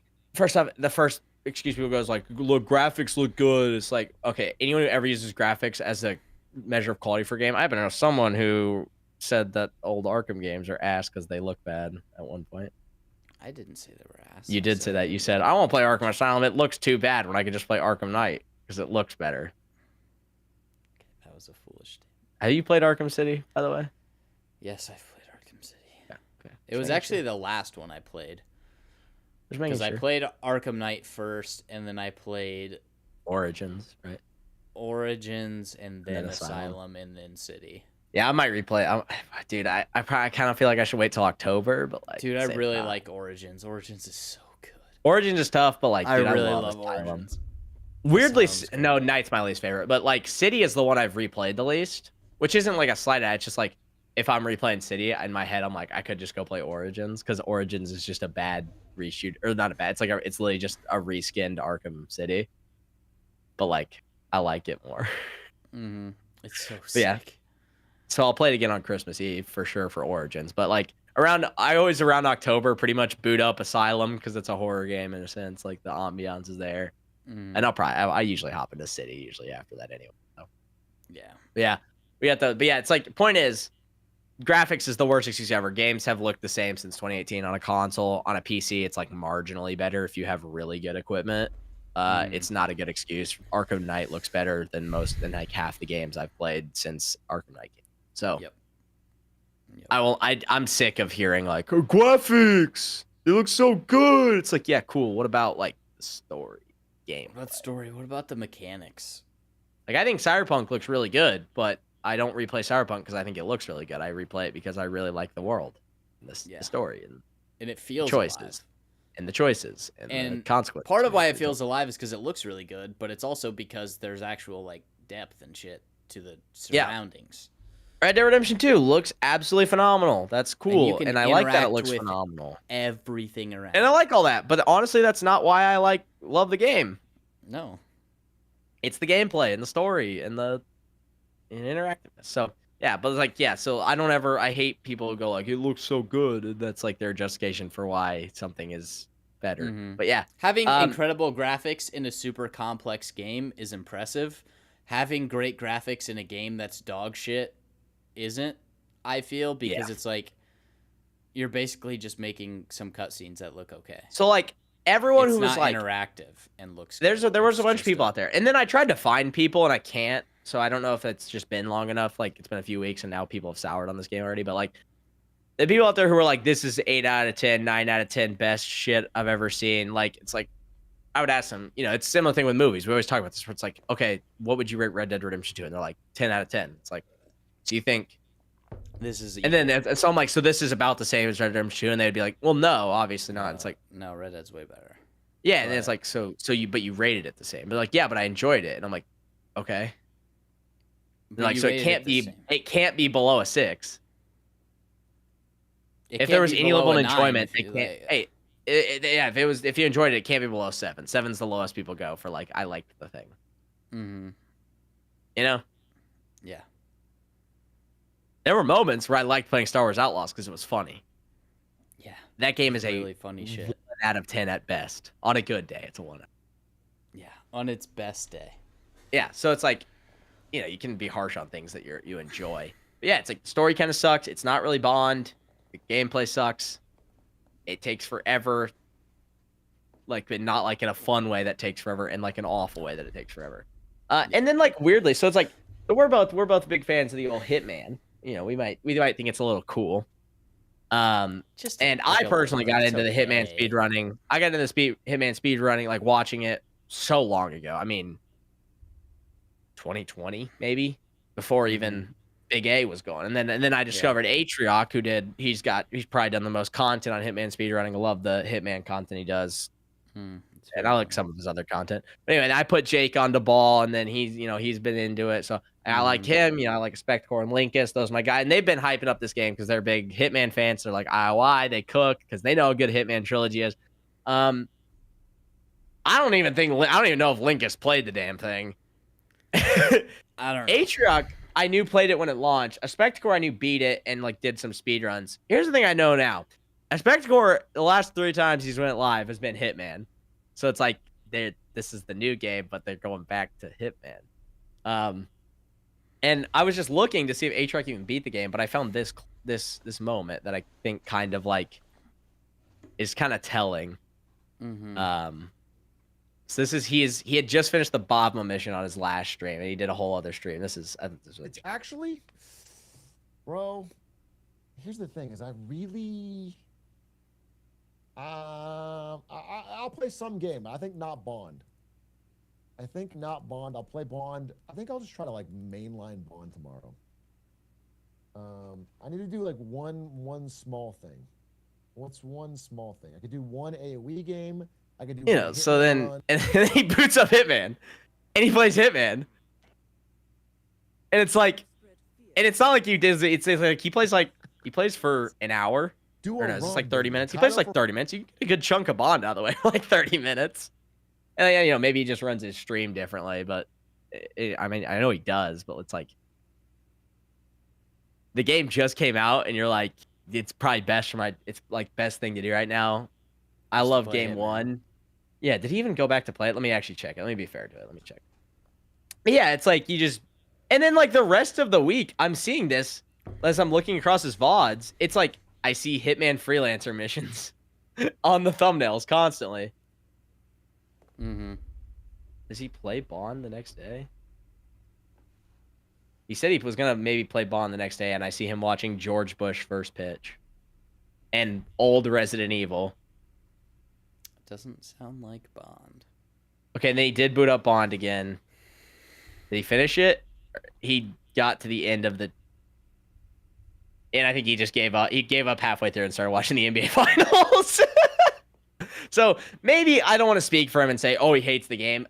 Dude, clicking through this to watch him play it, I've watched him play Hitman. There's like a light of joy in his eye, even when he's miserably failing in speedruns. It's not there for Bond. He's like, I think he's struggling. Mike, this is all speculation. Maybe I'm just dead wrong. But like my guess would be, and I think you kind of touched on this, like he probably thinks the game's dog shit.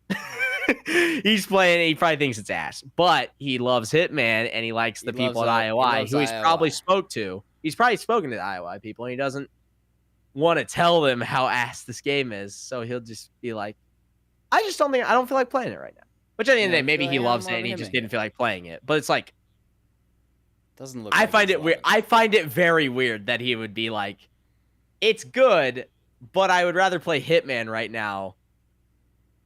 If it's really good, you'd probably really want to play the new. And maybe he does play Hitman this much. I swear he doesn't play Hitman this much, but it's been like pretty consistent since Bond came out. Like it looks like he's booting up Freelancer and playing some runs. Looks like a lot of people that play Bond go, oh, this is kind of like Hitman. A Spector and then the longer you play, you're like, oh, this isn't like Hitman, and then you want to. A Spector was all Hitman, and then Bond came out, and he was like, we're doing Bond for a while. He played for like a week. He's been back on Hitman ever since. Maybe he's popped back on Bond. I don't know. Linkus uploaded his first ever Hitman video like a week ago, despite being like a multi-time world record holder. But I don't follow him on Twitch. So I don't know. Maybe he has been streaming it, but like, yeah, I'd imagine he probably just went back to Zelda. He probably played that shit and said, I think we're good. Yeah. So I don't know. I just find it really interesting. It's like a lot of people like don't seem to be loving it. But in fairness, I haven't actually found Atrioc giving his thoughts on the game, but that would be my guess. I would imagine he's probably like, this is kind of ass, but I don't want to say that because I would feel really bad for the people who I like at IOI. And to me, it was hard for me to even go like, this is ass when I was playing it, because I was like, there's no way. The team that made the Hitman trilogy. It was like, this couldn't be the same people, because there were a lot of things where I was like, this kind of feels like what happens when I'm playing Hitman. So I should be able to do this, and then when you try to do more, you can't. And So every it's like- mission, to an extent, was like a worse Hitman environment. We already said it. We had Haven Island if it sucked. We had The Bobma what mission was a tournament? worse Mumbai.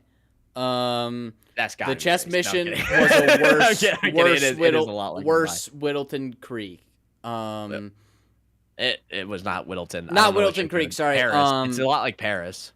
I was Paris or the Manor. What's the Manor? It's kind of like that one as It's well. not really like the Manor. It just kind of has. That's just because it's one building.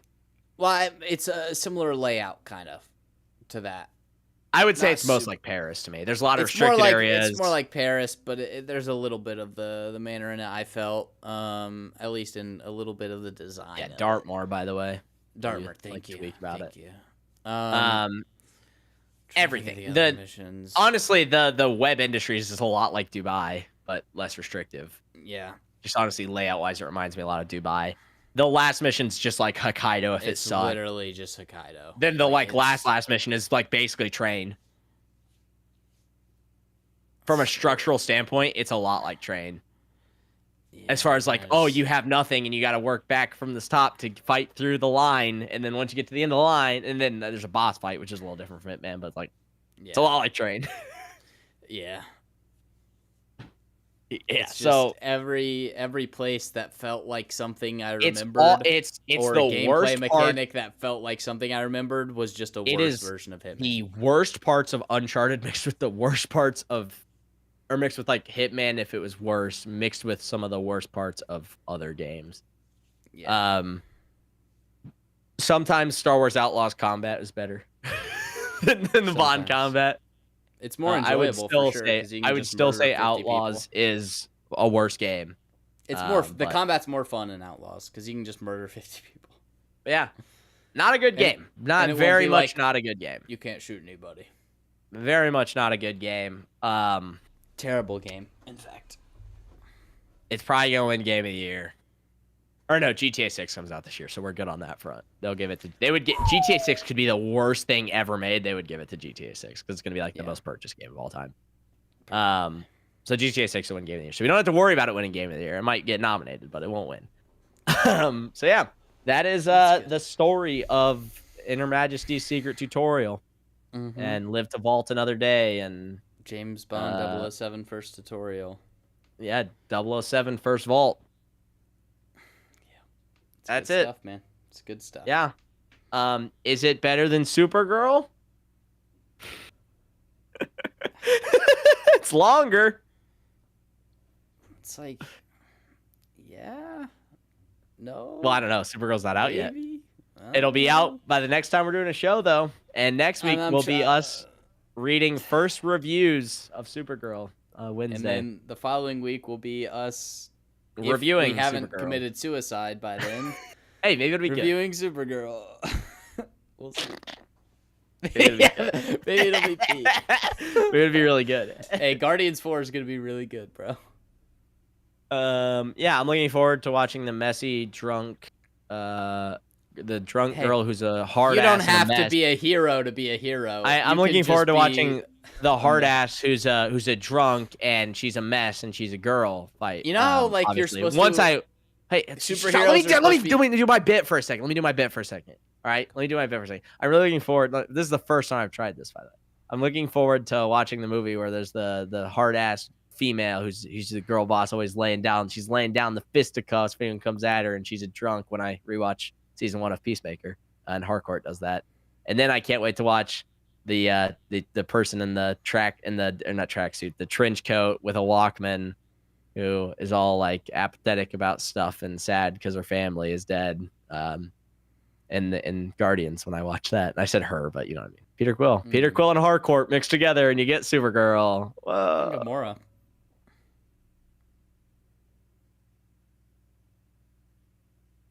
I can't wait for Supergirl. It's gonna be so good. It's gonna be peak. Guns back. It's Guns gonna be back. So The gun don't fire. jam, bro. Remember when like superheroes were someone that you should like aspire to be instead of they're just like just as shitty as you? Steve Rogers. Steve gave them something to aspire to. You give them, or Steve was, I don't even remember. Some dog shit. The thing is like, okay, Superman, basically a god. He's a really good guy. so people want to be like him. But it's like, oh, I could never be like him. And then he has his grounding human moments where he, you know, his connection to other people and his compassion, that makes him relatable, even though, you know, you could never be like Superman. And I don't, you know, people don't look up to Superman as a figure because he, like, forgets his car keys and, like stubs his toe and shit. And, you know, he's an alcoholic. Like, no, they look up to him because he's a hero. And then he has his grounded moments that make him relatable in addition to being a hero. And then, you know, you have some of your anti-heroes who it's like, okay, they're not a great person, but, you know, they kind of try to do the right thing. And then you have Supergirl who's like, I just want to hang out with my dog. And I'm sure we'll talk lots more about that next week when we prep up our 2 weeks back-to-back of Supergirl, which I'm really looking forward to. Star Wars is dead. You can check links out down below. Spotify, whatever Jake's stuff down there if he ever makes anything. My channel is obviously what this is on, unless you're listening on Spotify.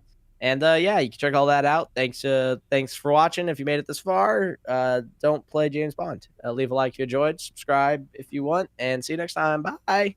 Bye-bye.